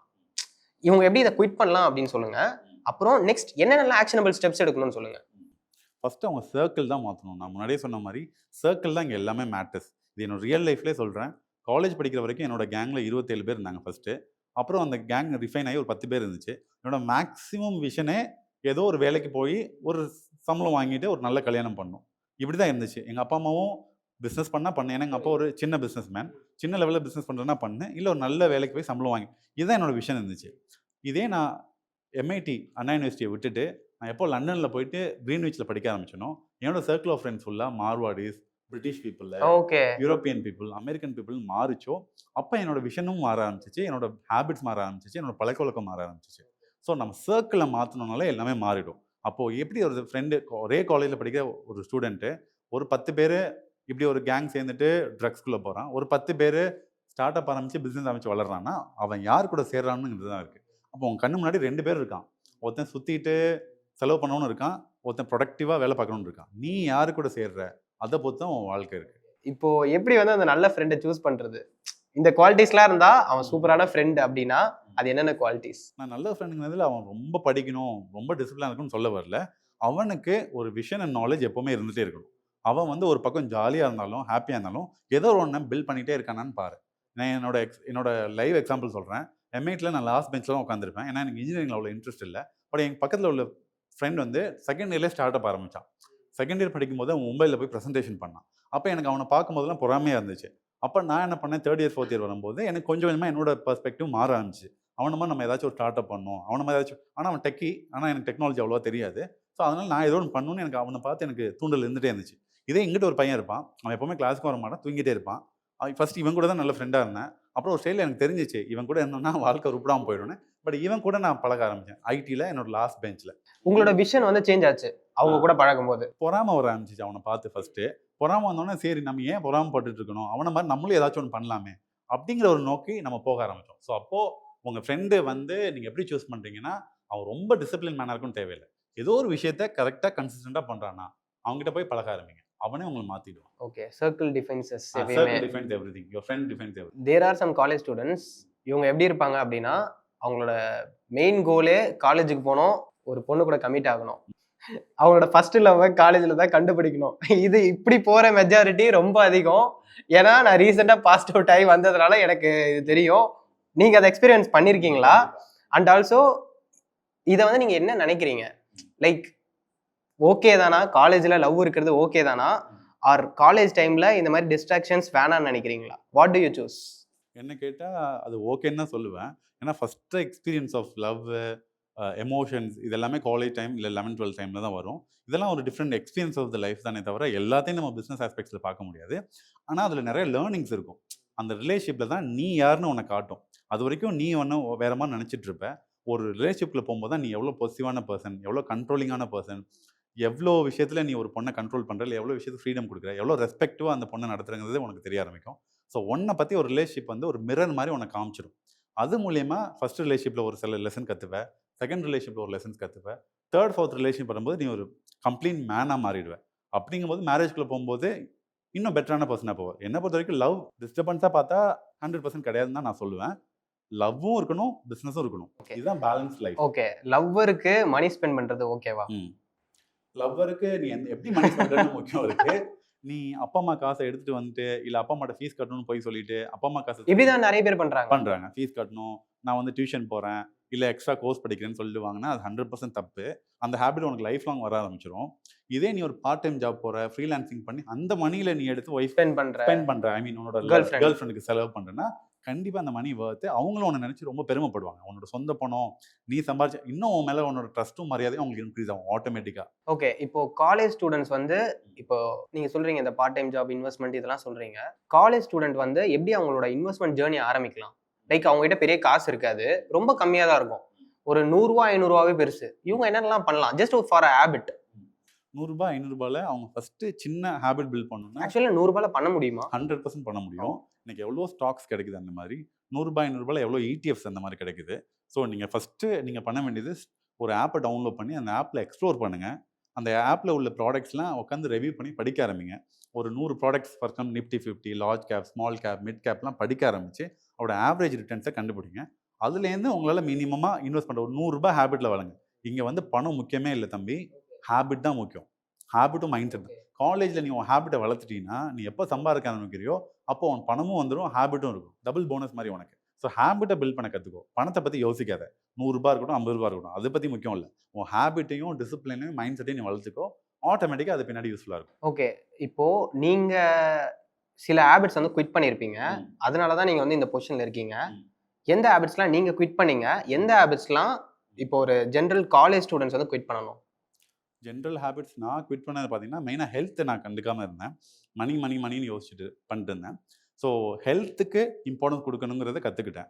அதேமாதிரி ஹேபிட்ஸ், ராங் ஹேபிட்ஸ்னால் late dinners, late night foods, ரொம்ப நேரம் முழிக்கிறது, இது எல்லாமே காலேஜ் டைமில் எங்களுக்கு நைட் 3 AM ஒரு சாதாரண மணியாக இருக்கும். டைம் கேட்போம், ஃப்ரெண்ட்ஸ் மச்சான் டைம் என்னன்னா 2 மணினா 2 மணி தான் அதா அப்படின்னு சொல்லிட்டு இருப்போம். 4 மணி 2 மணிக்கு எல்லாம் அண்ணா நகரில் இருக்கானுங்க. 2 மணி வரைக்கும் அண்ணா நகரில் இருக்காங்க. அது வந்து ரொம்ப பெரிய ராங் ஹேபிட். அது பின்னாடி எவ்வளோ பாதிக்கும்னு உங்களுக்கு 30s தான் தெரியும். 20s ஒன்றுமே தெரியாது. நானும் உங்களை மாதிரி தான் இருந்தேன் 20s. 30s தான் அந்த ஹெல்த் பாதிக்குது. ஸோ அப்போ வந்து நான் அந்த டைம் மேனேஜ்மெண்ட் கண்டிப்பாக ரொம்ப ஹெல்த் ப்ரையாரிட்டைஸ் பண்ணலன்னு சொல்கிறேன். ஹெல்த் ப்ரையாரிட்டைஸ் பண்ணேன், டைம் மேனேஜ்மெண்ட் மெயினாக இம்ப்ளிமெண்ட். ஓகே, இப்போ ஹெல்த் ப்ரையாரிட்டைஸ் பண்ணலன்றப்போ ஐ காட் அ கொஸ்டின். இப்போ ஹெல்த் இன்சூரன்ஸ்னு ஒரு விஷயம் இருக்கு, அது ரொம்ப இம்பார்ட்டண்டா அண்ட் அது வந்து எப்படி வந்து ஒரு பீப்புளோட லைஃபையே சேவ் பண்ணுது? ஏன்னா இன்னைக்கு ஜாப்ங்கிறது கேரண்டீட் இன்கம் கிடையாது. எப்போ வேணால் நீங்கள் ஜாப்லேருந்து உங்களை தூக்கி வீசலாம், உங்கள் இண்டஸ்ட்ரி மாறலாம், டெக்னாலஜி மாறலாம். அப்போ ஜாப் கேரண்டீடாக இல்லைன்னா திடீர்னு ஒரு எமர்ஜென்சி, நம்ம காரில் போகிறோம் ஆக்சிடென்ட் ஆகிடுது, பைக்கில் போகிறோம் ஆக்சிடென்ட் ஆகிடுது, கால் ஃப்ராக்சர் ஆகிடுது, கால் சர்ஜரி பண்ணணும்னு சொல்லிட்டாங்க, இல்லை அப்பா கேன்சர் வந்துருச்சு, இல்லை அம்மா கேன்சர் வந்து ரொம்ப ரொம்ப காமனாக நடக்குது. அப்போது ஒரு ஹெல்த் இன்சூரன்ஸ் இல்லாமல் இருக்குதுங்கிறது, நீங்கள் ஒரு ஒரு போட்டில் எந்த ஒரு சேஃப்டி மெஷர்ஸுமே இல்லாமல் நடுக்கடலில் பயணிக்கிற மாதிரி. ஸோ அப்போது நீங்கள் ஹெல்த் இன்சூரன்ஸ் நீங்கள் எடுத்துட்டிங்கன்னா, நாளைக்கு ஜாப் லாஸ் ஆனாலும் சரி, இல்லை ஏதோ ஒரு எமர்ஜென்சி வந்தாலும் சரி, இந்த ஹெல்த் இன்சூரன்ஸ் உங்களை ப்ரொடெக்ட் பண்ணும். இது ரொம்ப சின்ன ப்ரீமியம்லேயே நீங்கள் ஆரம்பிக்கலாம். இன்றைக்கி எவ்வளோ ஹெல்த் இன்சூரன்ஸ் ப்ராடக்ட் வந்துருச்சு. ஆனால் இதில் எங்கே எல்லாம் தப்பு பண்ணுறாங்கன்னா, இதை ப்ராப்பராக ரிவ்யூ பண்ணாமல் ஒரு கைடன்ஸ் இல்லாமல் ஹெல்த் இன்சூரன்ஸ் எடுக்கிறாங்க. எடுத்துட்டு அங்கே போயிட்டு நாளைக்கு ஏதோ ஒரு எமர்ஜென்சி வரும்போது அவன்கிட்ட போய் நின்னா, இல்லை இது உங்கள் கிளைமில் வராது, அது நீங்கள் அந்த மாதிரி பிளான் சூஸ் பண்ணல, நீங்கள் இந்த மாதிரி பிளான் சூஸ் பண்ணீங்கன்னு சொல்லிடுறாங்க. ஸோ அந்த பிளானை கம்ப்ளீட்டாக அனலைஸ் பண்ணி ஒரு ப்ராப்பர் கைடன்ஸ் அண்ட் சப்போர்ட்டில் நீங்கள் ஹெல்த் இன்சூரன்ஸ் எடுத்தீங்கன்னா ரொம்ப ரொம்ப யூஸ்ஃபுல்லாக இருக்கும். ஓகே, ஹெல்த் இன்சூரன்ஸ் வந்து பிரைமரியா முக்கியம் அப்படின்னு நீங்க ரொம்ப ரொம்ப சொல்றீங்க. உங்கள் லைஃபோட சேவியர் ப்ரொடெக்டர் மாதிரி. ஓகே, இப்போ ஒரு கொஸ்டின் கேட்கணும். என்னன்னா, தேர் இஸ் அமௌண்ட். இப்போ நிறைய பேர் வந்து ஒரு நம்பர்ஸை சேஸ் பண்ணிட்டு போயிட்டு இருக்கோம். இந்த காசு சம்பாதிக்கணும், இந்த காசு வந்துடணும் அப்படின்னு சொல்லிட்டு. இந்த கார்பஸ் ஒரு 10 கோடியோ 5 கோடியோ இல்லை 15 கோடியோ இத்தனை கோடி நீ சம்பாரிச்சிட்ட அப்படின்னா உங்க லைஃப் செட்டு அப்படின்னு ஒரு நம்பர் இருக்குல்ல, அது எந்த நம்பர்? ஈஸியாக எக்ஸ்பிளைன் பண்ணுறேன். இப்போ உங்கள் மந்த்லி எக்ஸ்பென்ஸை ஃபஸ்ட்டு ட்ராக் பண்ணுங்கள். ஃபார் எக்ஸாம்பிள் ஒரு 50,000 சம்பளம் வாங்குறவனுக்கு 25,000 மந்த்லி எக்ஸ்பென்ஸ் இருக்கும். அப்போ நீங்கள் இன்டூ ஒரு 30,000 உங்களை எக்ஸ்பென்ஸ்னு வச்சுக்கலாம். இன்டூ 12 மந்த்ஸ் போட்டிங்கன்னா 3,60,000 உங்களோட yearly expense. Into 25. For example நீங்கள் 25 வயசில் உங்கள் லைஃப் ஆரம்பிக்கிறீங்க, 50 வயசில் ரிட்டையர் ஆகிறீங்க, 51 வயசுலேருந்து 75 வயசு வரைக்கும் வாழ்றீங்க. எனக்கு சராசரி 75 வயசு வரைக்கும் தான் ஆவரேஜ் லைஃப் ஸ்பேன் இருக்குது இந்தியாவில். அப்போ 75 வயசு வரைக்கும் 50லேருந்து 75 வயசு, அதாவது 25 வருஷம் உங்களுக்கு பணம் தேவை ரிட்டையர்மெண்ட்டுக்கு. அப்போது நீங்கள் ஃபஸ்ட்டு 25 வருஷம் சம்பாதிக்கிறீங்க, அடுத்த 25 வருஷம் சம்பாதிச்ச முதலீட்டிலேருந்து திரும்ப வாழ போகிறீங்க. அப்போனா உங்களோட monthly expense 30,000, yearly expense 3,60,000 into 25 years போட்டுக்கோங்க. அந்த நம்பர் தான் உங்களோட செட்டில்மெண்ட்டான கார்பஸ் அமௌண்ட். அதை நீங்கள் இன்வெஸ்ட் பண்ணுறதுக்கு ரிட்டர்ன்ஸ் கால்குலேட் பண்ண ஆரம்பிங்க. இன்றைக்கி எல்லா ரிட்டர்ன்ஸுமே ஆவரேஜாக ஒரு ஸ்டாக் மார்க்கெட்டில் 10 to 12% நல்ல ரிட்டர்ன்ஸ் கிடைக்குது. அந்த 10 to 12% நல்ல ரிட்டர்னை வச்சு நான் ரிட்டைர்மெண்ட் ஆகணும்னா 25 இயர்ஸ் நீங்கள் இன்வெஸ்ட் பண்ணணும். 25லேருந்து 50 வயசு வரைக்கும் 10 to 12% தர வேண்டிய ஒரு ப்ராடக்ட்டில் நீங்கள் இன்வெஸ்ட் பண்ணிங்கன்னா 50வது வயசே நீங்கள் ஜாபை தூக்கி போட்டு ஃப்ரீயாக வீட்டில் படுத்துட்டு கால் மேலே கால் போட்டுட்டு உங்களோட ரிட்டைர்மெண்ட் பிளானை வச்சு 75 வயசு வரைக்கும் நிம்மதியாக வாழலாம். So monthly expense into yearly expense into 25 years, அந்த அமௌண்ட் தான் உங்களோட ட்ரீம் நம்பர். ஓகே, இப்போ யங் ஏஜ்லேயே வந்து அந்த ஃபினான்ஷியல் ஃப்ரீடம் அச்சீவ் பண்ணுறதுக்கு என்ன பண்ணணும்? அண்ட் ஃபினான்ஷியல் ஃப்ரீடம்னா என்ன? ஃபினான்ஷியல் ஃப்ரீடம்னா ஒன்றும் இல்லை. நீங்கள் அடுத்த 6 வருஷமோ 60 வருஷமோ நீங்கள் வாழ போகிறதுக்கான உங்களுக்கு தேவையான பணம் உங்கள் கையில் இருந்துச்சுன்னா அது பேர் ஃபினான்ஷியல் ஃப்ரீடம். இல்லை அடுத்த மாதம் சம்பளமே வந்தால் தான் இந்த வாழ்க்கையை என்னால் ஓட்ட முடியும்னா நீங்கள் வந்து ஒரு இதுக்குள்ளே மாட்டிக்கிறீங்க, ஒரு ஃபினான்ஷியல் ஸ்ட்ரகிள்குள்ளே மாட்டிக்கிறீங்கன்னு அர்த்தம். ஸோ ஃப்ரீடம்ங்கிறது லைஃப் லாங் நான் வேலைக்கு போகலனாலும் என்கிட்ட பணம் இருக்குன்னா அது ஃப்ரீடம். லைஃப் லாங் நான் வேலை பார்த்தா தான் என் வாழ்க்கையை ஓட்ட முடியும்னா அது பேர் ஸ்ட்ரகிள். ஸோ இதுதான் ஃபினான்ஷியல் ஃப்ரீடம். இதை வந்து யங் ஏஜில் வந்து அச்சீவ் பண்ணுறதுக்கு என்ன பண்ணணும்? யங் ஏஜில் அச்சீவ் பண்ணணும்னா ஜாப் மூலயமா அச்சீவ் பண்ணுற சான்சஸ் ரொம்ப ரொம்ப கம்மி. பிஸ்னஸ் மூலயமா தான் பண்ணணும். ஆனால் பிஸ்னஸ்க்கு கம்ப்ளீட்டாக டிஃப்ரெண்ட் மைண்ட் செட், ஜாப்க்கு கம்ப்ளீட்டாக different mind set. So different mind set வேணும்னா ஒரு பேர்னிங் டிசைரை பில்ட் பண்ணணும், பேர்னிங் மைண்ட் செட்டை பில்ட் பண்ணணும். எவ்வளோ அவமானப்பட்டாலும் சரி, எவ்வளோ அசிங்கப்பட்டாலும் சரி, நான் பிஸ்னஸில் ஜெயிப்பேங்கிற ஒரு வெறியோட பிஸ்னஸ் ஆரம்பிச்சிங்கன்னா நீங்கள் ஒரு 10 இயர்ஸ்க்குள்ளே நீங்கள் 25 வயசுலேருந்து 35 வயசுக்குள்ளே ரிட்டையர் ஆக வாய்ப்பு நிறையவே இருக்குது பிஸ்னஸில். இதே நீங்கள் ஜாப்ல இருந்தீங்கன்னா மினிமம் ஒரு 25 வருஷம் நீங்கள் உழைச்சாதான் ஒரு கார்பஸே கிரியேட் பண்ண முடியும். ஓகே, இப்போ வந்து நீங்கள் ஒரு ஸ்டேஜில் இருக்கீங்க, நீங்கள் இதை எப்படி பார்க்குறீங்க? இப்போது கண்டிப்பாக ஃபினான்ஷியல் ஃப்ரீடம்லாம் நீங்கள் அட்டைன் பண்ணியிருப்பீங்க. இப்போ ஃபர்ஸ்ட் வந்து அட்டைன் பண்ணியிருக்க மாட்டீங்க. அப்போ மைண்ட் செட் எப்படி இருந்துச்சு? காசு இல்லாத போது உங்களோட மைண்ட் செட் எப்படி இருந்துச்சு? காசுலாம் இருக்கும் போது உங்களோட மைண்ட் செட் எப்படி இருக்கு? காசு இல்லாதப்போ ஏதோ நோக்கி ஓடிட்டே இருக்க மாதிரி இருந்துச்சு. ரொம்ப ப்ரெஷர் இருந்துச்சு. அடுத்தடுத்த மாதத்தை நம்ம தாண்டதுக்கு ரொம்ப கஷ்டப்பட்டோம். ஒரு லைஃப்பில் வந்து ஒரு பீஸே இல்லாமல் இருந்துச்சு. ஒன்ஸ் அந்த அச்சீவ் பண்ணதுக்கப்புறம் இனிமேல் வந்து எனக்கு வந்து மணிங்கிற ஒரு நீட் இல்லை, ஒரு வாண்ட் தான். இப்போ எனக்கு வேணும்னா சம்பாதிக்கலாம், வேணாம்னா நான் சம்பாதிக்க வேண்டாம். அப்போ வந்து உங்களுக்கு ரொம்ப பீஸ் கிடைக்குது. மைண்டில் என்னைக்கு பீஸ் இருக்கோ அப்போ இன்னும் நீங்கள் க்ரியேட்டிவாக திங்க் பண்ண ஆரம்பிக்கலாம். அப்போ இன்னும் மணி மேக் பண்ணுறது ஈஸி, இன்னும் உங்கள் ஹெல்த்தை பார்த்துக்கிறது ஈஸி, இன்னும் ஃபேமிலியை பார்த்துக்கிறது ஈஸி. ஸோ அதனால் முடிஞ்ச வரைக்கும் பிஸ்னஸில் நீங்கள் சீக்கிரம் பிஸ்னஸ் ஆரம்பித்து ஒரு 35ல் 36ல் நீங்கள் ரிட்டைர்மெண்ட் ஆகிட்டிங்கன்னா உங்கள் லைஃப்பை ஹோலிஸ்டிக்காக ரொம்ப சக்ஸஸ்ஃபுல்லாக நீங்கள் மாற்ற முடியும். இப்போது உங்களோட லைஃப்பில் வந்து ஒரு 15 இயர்ஸ் வந்து உங்களை நான் பின்னாடி கூப்பிட்டு போகிறேன் ஒரு டைம் மிஷினை வச்சு. இப்போ இருக்க சரவணன் வந்து அந்த சரவணனுக்கு என்னெல்லாம் சொல்லுவாங்க? 15 இயர்ஸ் முன்னாடினா இனிஷியல் 20-22 ஏஜில். உங்களோட ஏஜ் வந்து அரௌண்ட் 18ங்கும் போது நான் என்ன பண்ணியிருப்பேன்னா எங்கள் அப்பா அம்மாவுக்காக வாழணும்னு நினச்சது தப்புன்னு நினச்சி அதை தூக்கி போட்டுருப்பேன். ஏன்னா அப்பா அம்மாவுக்காக எனக்கு பிடிக்காத இன்ஜினியரிங்கில் போய் சேர்ந்தேன். அப்பா அம்மாவுக்காக ஃபாரின் போனேன். அப்புறம் அப்பா அம்மாவுக்காக நிறைய என்னோட டெசிஷனை மாற்றிக்கிட்டேன். அது வந்து ஒரு விதத்தில் நல்லது தான் அப்பா அம்மா சொல்கிறத. பட் உங்களுக்குன்னு ஒரு விஷன் இருக்குன்னா அப்பா அம்மா சொல்கிறதும் பேலன்ஸ் பண்ணணும், உங்களோட வாழ்க்கையை நீங்கள் பார்க்கணும். அப்போ எனக்கு நான் சொல்லிக்கிறது அப்பா அம்மாவும் முக்கியம், நீயும் முக்கியம். உன் வாழ்க்கையும் முக்கியம், அப்பா அம்மாவும் முக்கியம். ஸோ அதை நான் பார்த்தேன். அப்பா அம்மாவுக்கு நான் நிறைய லைஃப்பை நான் ஸ்பெண்ட் பண்ணிட்டேன். அதை வந்து நான் மாற்றிருப்பேன்னு நான் இது நண்பன் படத்துலயே வரும் பாருங்க. வெங்கட்ன்ற ஒரு கேரக்டர் இருக்கும் நண்பன் படத்துல. அவரோட அப்பா பாத்தீங்கன்னா அவரை இன்ஜினியர் ஆகணும், ஆனா அவருக்கு போட்டோகிராஃபி தான் ரொம்ப பிடிக்கும். ஆனா போட்டோகிராஃபி வந்து அதுக்கு பாட்டில் நெக்கா இருக்கிறதே அவங்க அப்பா தான். எப்போ ஒரு டைம்ல அதை அவங்க அப்பா கிட்ட வந்து சொல்றாரோ அப்பதான் அவரோட லைஃபே மாறுச்சு. அது மாதிரி எனக்கு அப்பா அம்மாங்கிறத தாண்டி சொசைட்டிக்காக நான் பண்ண ஆரம்பித்தேன். எங்கள் அப்பா அம்மா கூட அவ்வளோ ஸ்ட்ரிக்ட்னு சொல்ல மாட்டேன். பட் அவங்க வந்து டாக்டரோ இன்ஜினியரோ அந்த ஆப்ஷன் மட்டும் தான் கொடுத்தாங்களே தவிர வேறு ஆப்ஷன்ஸ் இல்லை. அப்போ இருந்த ஜென்ரேஷன் சொசைட்டிக்கு முன்னாடி பக்கத்து வீட்டு பையன் ஃபாரின் போயிட்டான், நானும் போயிடணும். பக்கத்து வீட்டு பையன் இன்ஜினியரிங் படிச்சிட்டான், நானும் இன்ஜினியரிங் படிச்சிடணும். அப்படி தான் என்னோட மைண்ட் செட் இருந்துச்சு. சொசைட்டியோட மைண்ட் செட், அப்பா அம்மாவோட மைண்ட் செட், என்னோட மைண்ட் செட் இருந்துச்சு. சொசைட்டியோட பிரஷர் வந்து ரொம்ப அதிகம். அப்பா அம்மா பிரஷரோட சொசைட்டி பிரஷர் ரொம்ப அதிகமா இருந்துச்சு. ஸோ என்னோட யங்கர் வெர்ஷனுக்கு நான் சொல்றது, சொசைட்டியும் கண்டுக்காத, அப்பா அம்மாவும் கண்டுக்காத. உனக்கு எது பிடிக்குது, அது கரெக்டாக இருந்துச்சுன்னா அதை நோக்கி நீ பயணி. கண்டிப்பாக ஒரு வருஷம் ஃபர்ஸ்ட் புரிஞ்சிக்க மாட்டாங்க உன் அப்பா அம்மாவும் சொசைட்டியும். ஒன்ஸ் நீ சக்ஸஸ் அச்சீவ் பண்ணினா, அப்பயே நான் சொன்னேன்ல இவன் பெரிய ஆளா வருவான்னு, அப்படியே அந்த ஸ்கிரிப்டே மாற்றிப்பாங்க.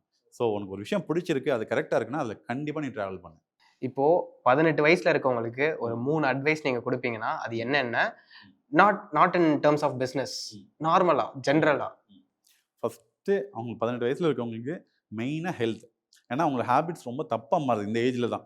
ஆஃப்டர் 12th அப்புறம் அவங்கள வந்து நைட்டு முழிக்கிறது, நைட் லேட்டாக சாப்பிட்றது, ஹேங் அவுட் பண்ணுறது, பப்புக்கு போகிறது, ட்ரிங்க் பண்ணுறது, இந்த மாதிரி ஹேபிட்ஸ் வருது. ஸோ ஃபஸ்ட்டு அவங்க ஹெல்த்தை பில்ட் பண்ணணும். செகண்ட், இனிமேல் தான் அவங்க லைஃப்கோட பேஸ்மெண்ட்டை க்ரியேட் பண்ண போகிறாங்க. இந்த 18லேருந்து 25 வயசுக்குள்ளே அவங்கள எந்த டைரக்ஷன் ஆஃப் லைஃப்பில் போக போகிறோன்னு அதை டிசைட் பண்ணி அதுக்கான பேபி ஸ்டெப்ஸ் ஆரம்பிக்கணும்.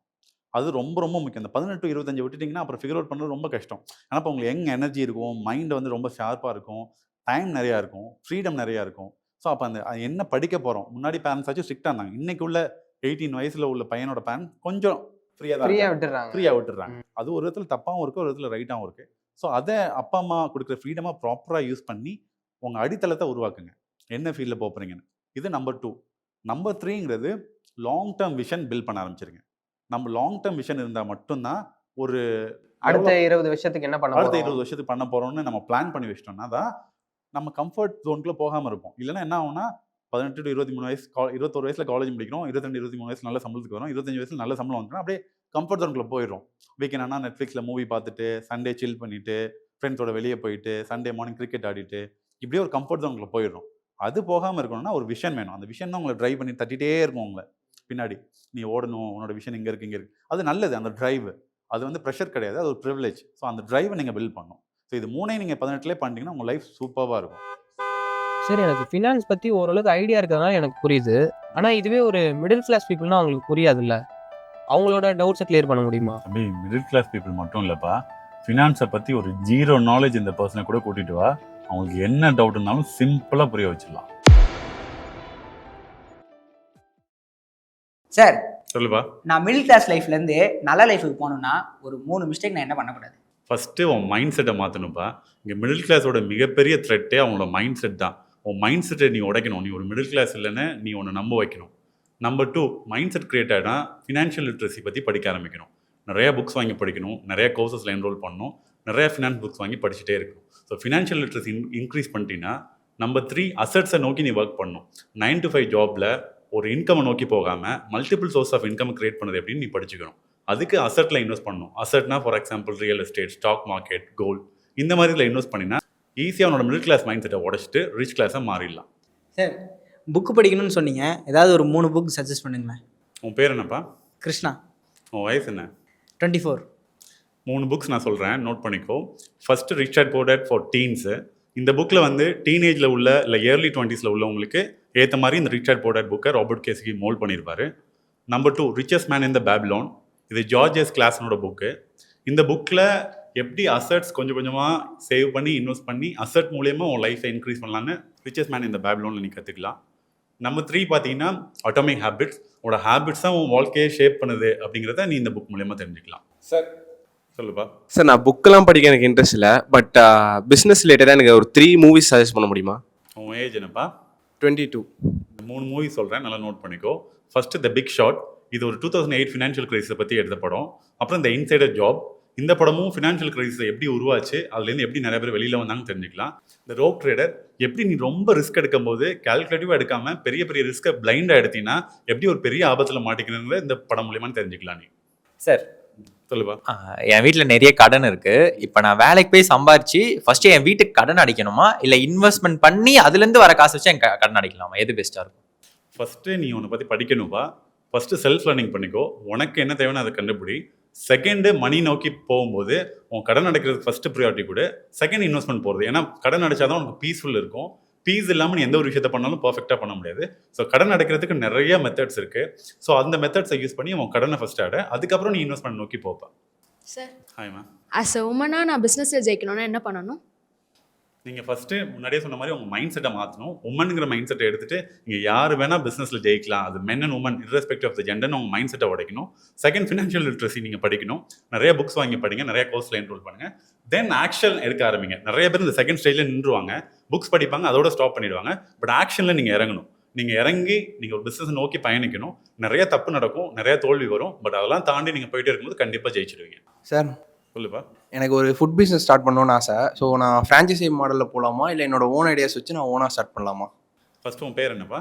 ரைசூல். ஏஜ்ப்பா? 22. இதுக்கு முன்னாடி உனக்கு ஃபுட் பிஸ்னஸில் ஏதாச்சும் எக்ஸ்பீரியன்ஸ் இருந்திருக்கா? இல்லை இப்போ தான் ஸ்டார்ட் பண்ண போகிறேன். அப்போ எக்ஸ்பீரியன்ஸே இல்லாமல் இருந்தீங்கன்னா ஃப்ரான்ச்சைசி பிஸ்னஸ் தான்ப்பா ஃபஸ்ட் ஆப்ஷனு. ஏன்னா ஒரு எக்ஸ்பீரியன்ஸ் இருக்குது, ஆல்ரெடி ஒரு இண்டஸ்ட்ரியில் 7 to 10 years நீ ஒர்க் பண்ணியிருக்கீங்கன்னா கண்டிப்பாக உன்னை தனி பிஸ்னஸாக ஆரம்பிக்க சொல்லுவேன். பட் ரெஸ்டாரண்ட் இண்டஸ்ட்ரி இன்னைக்கு ரொம்ப ரொம்ப ரிஸ்கான ஒரு இண்டஸ்ட்ரி. அதில் எக்ஸ்பீரியன்ஸே இல்லாமல் நீ ஜம்ப் பண்ணினா கண்டிப்பாக ஃபெயிலியர் ஆகிறதுக்கு நிறைய சான்சஸ் இருக்குது. ஸோ நல்ல ரெஸ்டாரண்ட் எடுத்து ஃப்ரான்ச்சைசி பண்ணிவிட்டு அது மூலியமாக உன் நாலேஜ் அண்ட் எக்ஸ்பீரியன்ஸை கேதர் பண்ணிட்டு ஒரு 5 years or 7 years down the லைனில் நீ ஒரு தனி பிஸ்னஸ் ஆரம்பிக்கலாம்ப்பா. சார், பிஸ்னஸ் பண்ணாதான் சக்ஸஸ் அப்படின்னா எங்களை மாதிரி 9 to 5 போகிறவங்களாம் லூசரா சார்? அப்படிலாம் இல்லவே இல்லைப்பா. அப்படின்னு ஒரு தப்பான ஒரு மித் இருக்குது. எனக்கு தெரிஞ்ச 2 லைவ் எக்ஸாம்பிள் சொல்கிறேன். என்னோட ஓன் ஃப்ரெண்டு யூபிஎஸ்சி எக்ஸாமுக்கு என்னோட செகண்ட் இயர், நான் காலேஜ் செகண்ட் இயர் படிக்கும்போது ஆரம்பித்தான். கிட்டத்தட்ட 10 years வேறு எதுலேயுமே ஃபோக்கஸ் பண்ணாமல் படித்தான். இன்னைக்கு யூபிஎஸ்சி கிளியர் பண்ணி ஐபிஎஸ்ஸாக ஒரு பெரிய போஸ்டிங்கில் ஒரு பெரிய பவரில் இருக்கான். ஸோ இங்கே ஜாபோ பிஸ்னஸோ இது ரெண்டுமே ஒரு பீரியட் ஆஃப் டைமில் உனக்கு வெல்த் அண்ட் ரெஸ்பெக்ட் கொடுக்க தான் போகுது. எவ்வளோ சீக்கிரம் கொடுக்க போகிறத பொறுத்து தான் உன் ஜாப் அண்ட் பிஸ்னஸ் இருக்குது. சீக்கிரம் உனக்கு சக்ஸஸ் வேணும்னா பிஸ்னஸில் நீ போகணும், ஆனால் நிறைய கஷ்டப்படணும், அவமானம் பண்ணணும். இல்லை நான் சீக்கிரம் இல்லாமல் நான் பொறுமையாக நிதானமாக ஹாப்பியாக போகிறேன்னா ஜாபே சூஸ் பண்ணிக்கலாம்ப்பா. சார், இங்கே இப்போ எதுக்கோ லோன்லாம் கொடுக்குறாங்க. எந்த விஷயத்துக்கு லோன் எடுக்கலாம்? அதாவது கடன் வாங்குறது இந்த விஷயத்துக்கு எடுத்தால் ஓகே அப்படிங்கிற மாதிரி என்னென்ன விஷயத்துக்கு எடுக்கலாம்? நான் எப்பவுமே ஃபஸ்ட்டு எஜுகேஷன் சொல்லுவேன்ப்பா. எஜுகேஷனா சும்மா ஏதோ ஒரு இன்ஜினியரிங் காலேஜில் போயிட்டு உனக்கு பிடிக்காத தெரியாத யாரோ சொல்கிற கோர்ஸ்க்காக இல்லை. Self learning. இல்லை நீ ஒரு ஃபாரினில் போயிட்டு ஒரு ஸ்பெசிஃபிக்கான ஒரு கோர்ஸையோ ஸ்கில்லையோ டெவலப் பண்ணுறதுக்காக நீ ஃபாரின் போகிறேன்னா நீ கண்டிப்பாக லோன் எடுத்து நீ ஃபாரினில் போய் படிக்கலாம். ஸோ இங்கே எஜுகேஷனுக்கு ஹையஸ்ட் இம்பார்ட்டன்ஸ் கொடுப்பேன். செகண்ட், லோன் எடுக்கிறது அசெட் வாங்குறது கொடுக்கலாம். நீ ஒரு நல்ல அசெட் வாங்க போகிற, அந்த அசெட் மூலியமாக வர லாபத்தை வச்சு உன் கடன் அடைக்க போகிறேன்னா நீ கண்டிப்பாக லோன் வாங்கலாம். சார், சொல்லுப்பா. சார், நோ காஸ்ட் இஎம்ஐ ஒரு சேஃபரான ஆப்ஷனா, இல்லை அது ஒரு ட்ராப்பா? உன் ஏஜ் என்னப்பா? 20. இது மாதிரி நோ காஸ்ட் இஎம்ஐ எடுத்திருக்கியாப்பா? இல்லை சார். நோ காஸ்ட் இஎம்ஐங்கிறது ஒரு ட்ராப் தான். ஏன்னா யாருமே இந்த உலகத்தில் ஃப்ரீயாக உங்களுக்கு எந்த சர்வீஸுமே பண்ண மாட்டாங்க. உங்கள் அண்ணன் தம்பியாக இருந்தாலும் சரி, உங்கள் அப்பா அம்மா இருந்தாலும் சரி, ஏதோ சர்வீஸ் ஆஃபர் பண்ணாங்கன்னா அதில் அவங்களுக்கு ரிட்டர்ன்ஸ் இல்லாமல் யாருமே ஃப்ரீயாக பண்ண மாட்டாங்க. நோ காஸ்ட் இஎம்ஐன்னு சொல்லிட்டு அந்த ஹிடன் சார்ஜஸை தூக்கி அந்த ப்ராடக்ட்டில் வைப்பாங்க, இல்லை ப்ராசஸிங் ஃபீல்டில் வைப்பாங்க, இல்லை ஃபோர்க்ளோசர் சார்ஜஸில் வைப்பாங்க. நீங்கள் தரவாக அந்த ப்ராடக்ட் காஸ்ட்டை மல்டிபிள் பிளாட்ஃபார்மில் அனலைஸ் பண்ணிவிட்டு அந்த காஸ்ட் உண்மையிலே கம்மியாக இருக்கான்னு பாருங்கள். அப்புறம் ப்ராசஸிங் ஃபீ இதெல்லாம் செக் பண்ணிவிட்டு இஎம்ஐக்குள்ளே போங்க. சார், ஒரு கொஸ்டின். சொல்லுப்பா. சார், இப்போ உங்களுக்கு 20 years ஆகுது. நீங்கள் மிடில் கிளாஸ்லேருந்து வெளியே வரணும்னா எந்த ஒரு தப்பை பண்ண மாட்டீங்க அண்ட் எந்த ஒரு விஷயத்தில் மெயினாக ஃபோக்கஸ் பண்ணுவீங்க? நான் பண்ணவே கூடாது தப்புனா நிறையா எஃபர்ட் அண்ட் டைமை ஸ்டடீஸில் போடுறது. ஸ்டடீஸ்னால் ட்ரெடிஷ்னல் ஸ்டடீஸில். ஃபார் எக்ஸாம்பிள் ஸ்கூலுக்கே நமக்கு 12 years போயிடுது. அதுக்கப்புறம் காலேஜ், அதுக்கப்புறம் பிஜி, அதுக்கப்புறம் டபுள் டிகிரி, அதுக்கப்புறம் வேலைங்கிற போது ஒரு பெரிய டைமை நீங்கள் மிஸ் பண்ணிடுறீங்க. சின்ன வயசுலேயே உங்கள் ஸ்கில்ஸை நீங்கள் டெவலப் பண்ண ஆரம்பிச்சிங்கன்னா உங்களுக்கு இந்த காலேஜ், யூஜி, பிஜிலாம் ஆப்ஷனல் தான். உங்கள் ஸ்கில்லும் உங்களுக்கு டேலண்ட்டும் சூப்பராக இருந்துச்சுன்னா நீங்கள் எப்போ வேணால் மணி மேக் பண்ணலாம். ஸோ இதுதான் நான் மெயினாக பண்ணுவேன். சார், சொல்லுப்பா. ரொம்ப நேரம் வேலை தேடுறேன், வேலையே கிடைக்கல. ஸோ நீங்கள் ஒரு பிஸ்னஸ் ஓனராக ஒரு எம்ப்ளாயி கிட்ட என்ன சார் கேட்பீங்க? நான் ஒரு பிஸ்னஸ் ஓனராக ஒருத்தவங்க இன்டர்வியூ வந்தாங்கன்னா அவங்கள்ட்ட என்ன கேட்பேன்னா, வாழ்க்கையில் நீங்கள் எத்தனை தடவை தோற்றுருக்கீங்கன்னு பார்ப்பேன். என்னென்ன விஷயம்லாம் பெரிய விஷயத்தை ட்ரை பண்ணி தோற்று போயிருக்கீங்களான்னு பார்ப்பேன். அதோட எக்ஸ்பீரியன்ஸ் ஸ்டோரிஸை சொல்லுவேன். அது ரொம்ப ரொம்ப முக்கியம்ப்பா. ஒருத்தவங்க வாழ்க்கையில் பெரிய விஷயத்தை ட்ரை பண்ணி தோற்று போகிறாங்கன்னா அவங்ககிட்ட அவ்வளோ எக்ஸ்பீரியன்ஸ் இருக்கும், அவ்வளோ நாலேஜ் இருக்கும். அதுக்கப்புறம் ஒவ்வொரு ஸ்டெப்பும் பார்த்து வைப்பாங்க, நிறைய எக்ஸ்பீரியன்ஸோடு செய்வாங்க. ஸோ அவங்கள தான் நான் மேஜராக பார்ப்பேன். டிகிரிஸ் பார்க்க மாட்டேன். எவ்வளோ விஷயம் ட்ரை பண்ணியிருக்காங்க, எவ்வளோ விஷயத்தில் தோற்று போயிருக்காங்க, எதனால நம்ம ஜாபுக்கு வந்திருக்கேன். ஸோ இந்த ஸ்டோரியை கரெக்டாக பார்த்து அனலைஸ் பண்ணி இதில் அவங்க பொட்டன்ஷியலாக இருந்தால் ஹையர் பண்ணிவிடுவேன்ப்பா. சார், சொல்லுவா. எனக்கு 20 வயசு ஆகுது. இப்போ 2 ஆப்ஷன் இருக்கு என்கிட்ட. ஒன்று பிடிக்காத வேலை, நிறைய சம்பளம். இன்னொன்று பிடிச்ச வேலை, கம்மியான சம்பளம். இதில் நான் எதை சூஸ் பண்ணணும்? இதோட ஆன்சர் உங்ககிட்டே இருக்குப்பா. நீ ஃபஸ்ட்டு ஆரம்பிக்கும் போது அது பிடிக்காத வேலைன்னு சொல்லிட்டேன். பிடிக்காத ஒரு விஷயத்த உன்னால் எவ்வளோ வருஷம் பண்ண முடியும் சொல்லு பார்ப்போம். ஒரு 4 இயர்ஸ் 5 இயர்ஸ் அதுக்கப்புறம் என்ன பண்ணுவேன்? வேறு வேலை தான். இதுதான் உன்னோட ஆன்சர்ப்பா. ஸோ பிடிச்ச விஷயத்தை தான் எப்போவுமே பண்ணணுமே தவிர பிடிக்காத விஷயத்த பண்ண முடியாது. ஏன்னா பிடிச்ச விஷயத்த பண்ணால் மட்டும் தான் லாங் டர்ம் போக முடியும். பிடிக்காத விஷயத்த பண்ணினா 3 to 4 இயர்ஸில் பர்ன் அவுட் ஆகிடுவேன். ஆனால் பிடிக்காத விஷயம் பண்ணும்போது எனக்கு அதிக காசு கிடைக்குது. காசு முக்கியமா ஹெல்த் முக்கியமானு நீ பார்க்கணும். இனிஷியல் ஸ்டேஜஸில் உன்னோட ஹெல்த் தான் ரொம்ப முக்கியம். ஏன்னா பிடிக்காத விஷயத்த பண்ணும்போது உன்னோட ஸ்ட்ரெஸ் அண்ட் ஆங்ஸைட்டி எப்போவுமே அதிகமாக இருக்கும். பிடிச்ச விஷயத்த பண்ணும்போது உன்னோட ஹார்மோன்ஸ் எமோஷன்ஸ் எல்லாமே ரொம்ப ரெகுலேட்டடாக இருக்கும். So over the period of டைமில் உனக்கு ஹெல்த்தும் முக்கியம், மணியும் முக்கியம். ஸோ அப்போ பிடிச்ச விஷயம் தான்ப்பா பண்ணணும், பணம் கம்மியாக இருந்தாலும். சார் ரொம்ப முக்கியமான கொஸ்டின். ரீசெண்டாக வந்து ஒரு 1 லட்ச ரூபாய்க்கு வந்து பர்ச்சேஸ் பண்ணேன் லேப்டாப் பண்ண அந்த ஐடேப்பு. அதை வந்து நான் வந்து இஎம்ஐயில் தான் வாங்கினேன். நான் 50,000 இஎம்ஐ எடுத்துகிட்டு உடனே கட்டிட்டேன். நான் ஃபுல்லாகவே அதை வந்து இஎம்ஐயில் எடுத்துருக்கலாமா, இல்லை நான் பண்ணது கரெக்டாக? நீ எத்தனை வருஷம் டென்யூர் பார்ப்போட? இது டென்யூர் பொறுத்து தான்ப்பா இருக்குது. 12 மாதம் சார். 12 மாதம்னா நீ ஷார்ட் டேர்ம் கட்டுறதே பெஸ்ட்டுப்பா. எப்போவுமே ஏன் வந்து சீக்கிரம் கட்டக்கூடாதுன்னு சொல்லுவாங்கன்னா, நீ ஒரு ஹவுசிங் லோன் எடுத்தீங்கன்னா 10 to 15 இயர்ஸ் போடுவேன். அப்போ இன்ஃப்ளேஷன் ஒரு இயருக்கு 7%. அப்போ 10 இயர்ஸ் பார்க்கும்போது 70% ஆஃப் த மணி இன்ஃப்ளேஷன்லேயே போயிடும். அப்போ லாங் டேர்ம் டென்யூருக்கு நீ கொஞ்சம் கொஞ்சமாக இஎம்ஐ கட்டுறது தான் பெஸ்ட் ஆப்ஷன். ஷார்ட் டேர்ம் டென்யூருக்கு நீ ப்ரீ க்ளோஸ் பண்ணுறதே பெஸ்ட் ஆப்ஷன் தான்ப்பா. சார் நீங்கள் எதனா ஒரு பிஸ்னஸ் சொல்வீங்க, லைக் அந்த பிஸ்னஸ் பண்ணால் ப்ராஃபிட் கிடைக்கும் ஆனால் ரிஸ்க் அதில் கொஞ்சம் கம்மி அப்படின்னு? அந்த மாதிரி நிறைய பிஸ்னஸ் இருக்குமா. எப்போவுமே மணி இன்வால்வ் ஆனால் தான் ரிஸ்க்கு. கரெக்ட் தானே? மணி போட்டால் தான் ரிஸ்க்கு. மணியே இல்லாமல் ஒரு பிஸ்னஸ் ஆரம்பிச்சிங்கன்னா அதில் ரிஸ்க் இருக்கா? இல்லை தானே? ஏன்னா மணி இல்லைனா நீங்கள் பிஸ்னஸ் ஆரம்பிக்கிறீங்க மணியே இல்லாமல். அந்த பிஸ்னஸ் லாஸ் ஆனாலும் உங்களுக்கு எந்த டைம் மட்டும் தான் லாஸே தவிர மணி லாஸ் இல்லை. ஸோ எந்த பிஸ்னஸ்லாம் மணி இன்வெஸ்ட் பண்ணாமல் பண்ண முடியுமோ, for example freelancing, digital marketing, any services you offer online. இதுக்கு மணியே பெருசாக தேவையில்லை. கொஞ்சம் ஸ்கில்ஸும் கொஞ்சம் ஃபேமும் இருந்தால் போதும். கண்டென்ட்டில் மட்டும் நீங்கள் நல்லா ஃபோக்கஸ் பண்ணி உங்கள் ஃபேம் இருந்துச்சுன்னா மணியே இல்லாமல் ஒரு பிஸ்னஸ் பண்ண முடியும். சார் உங்கள் லைஃப்லேயே நீங்கள் எடுத்த ஒரு குட் டிசிஷன், ஒரு பேட் டிசிஷன்? என் லைஃப்பில் நான் எடுத்த குட் டெசிஷன் எங்கள் அப்பா அம்மா விட்டுட்டு சென்னைக்கு வந்தது. அதுதான் என்னோட பெஸ்ட் டெசிஷன். இன்ன வரைக்கும் நான் ரெக்ரெட்டே பண்ண டெசிஷன்.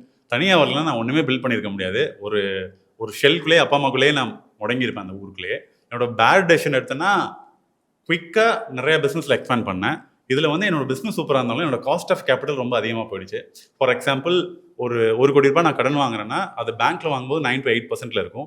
இதே நம்ம வந்து நிறைய எக்ஸ்பேண்ட் பண்ணணும், பேங்க் லோன்ஸ் பத்தாது, ப்ரைவேட் லோன்ஸ் வேணும், இல்லை அதை விட தாண்டி வேறு ஏதாச்சும் லோன்ஸ் வாங்கினா நம்மளோட இன்ட்ரெஸ்ட் ரேட் வந்து 9%லேருந்து 15%, 16%, 18% வரைக்கும் போகும்.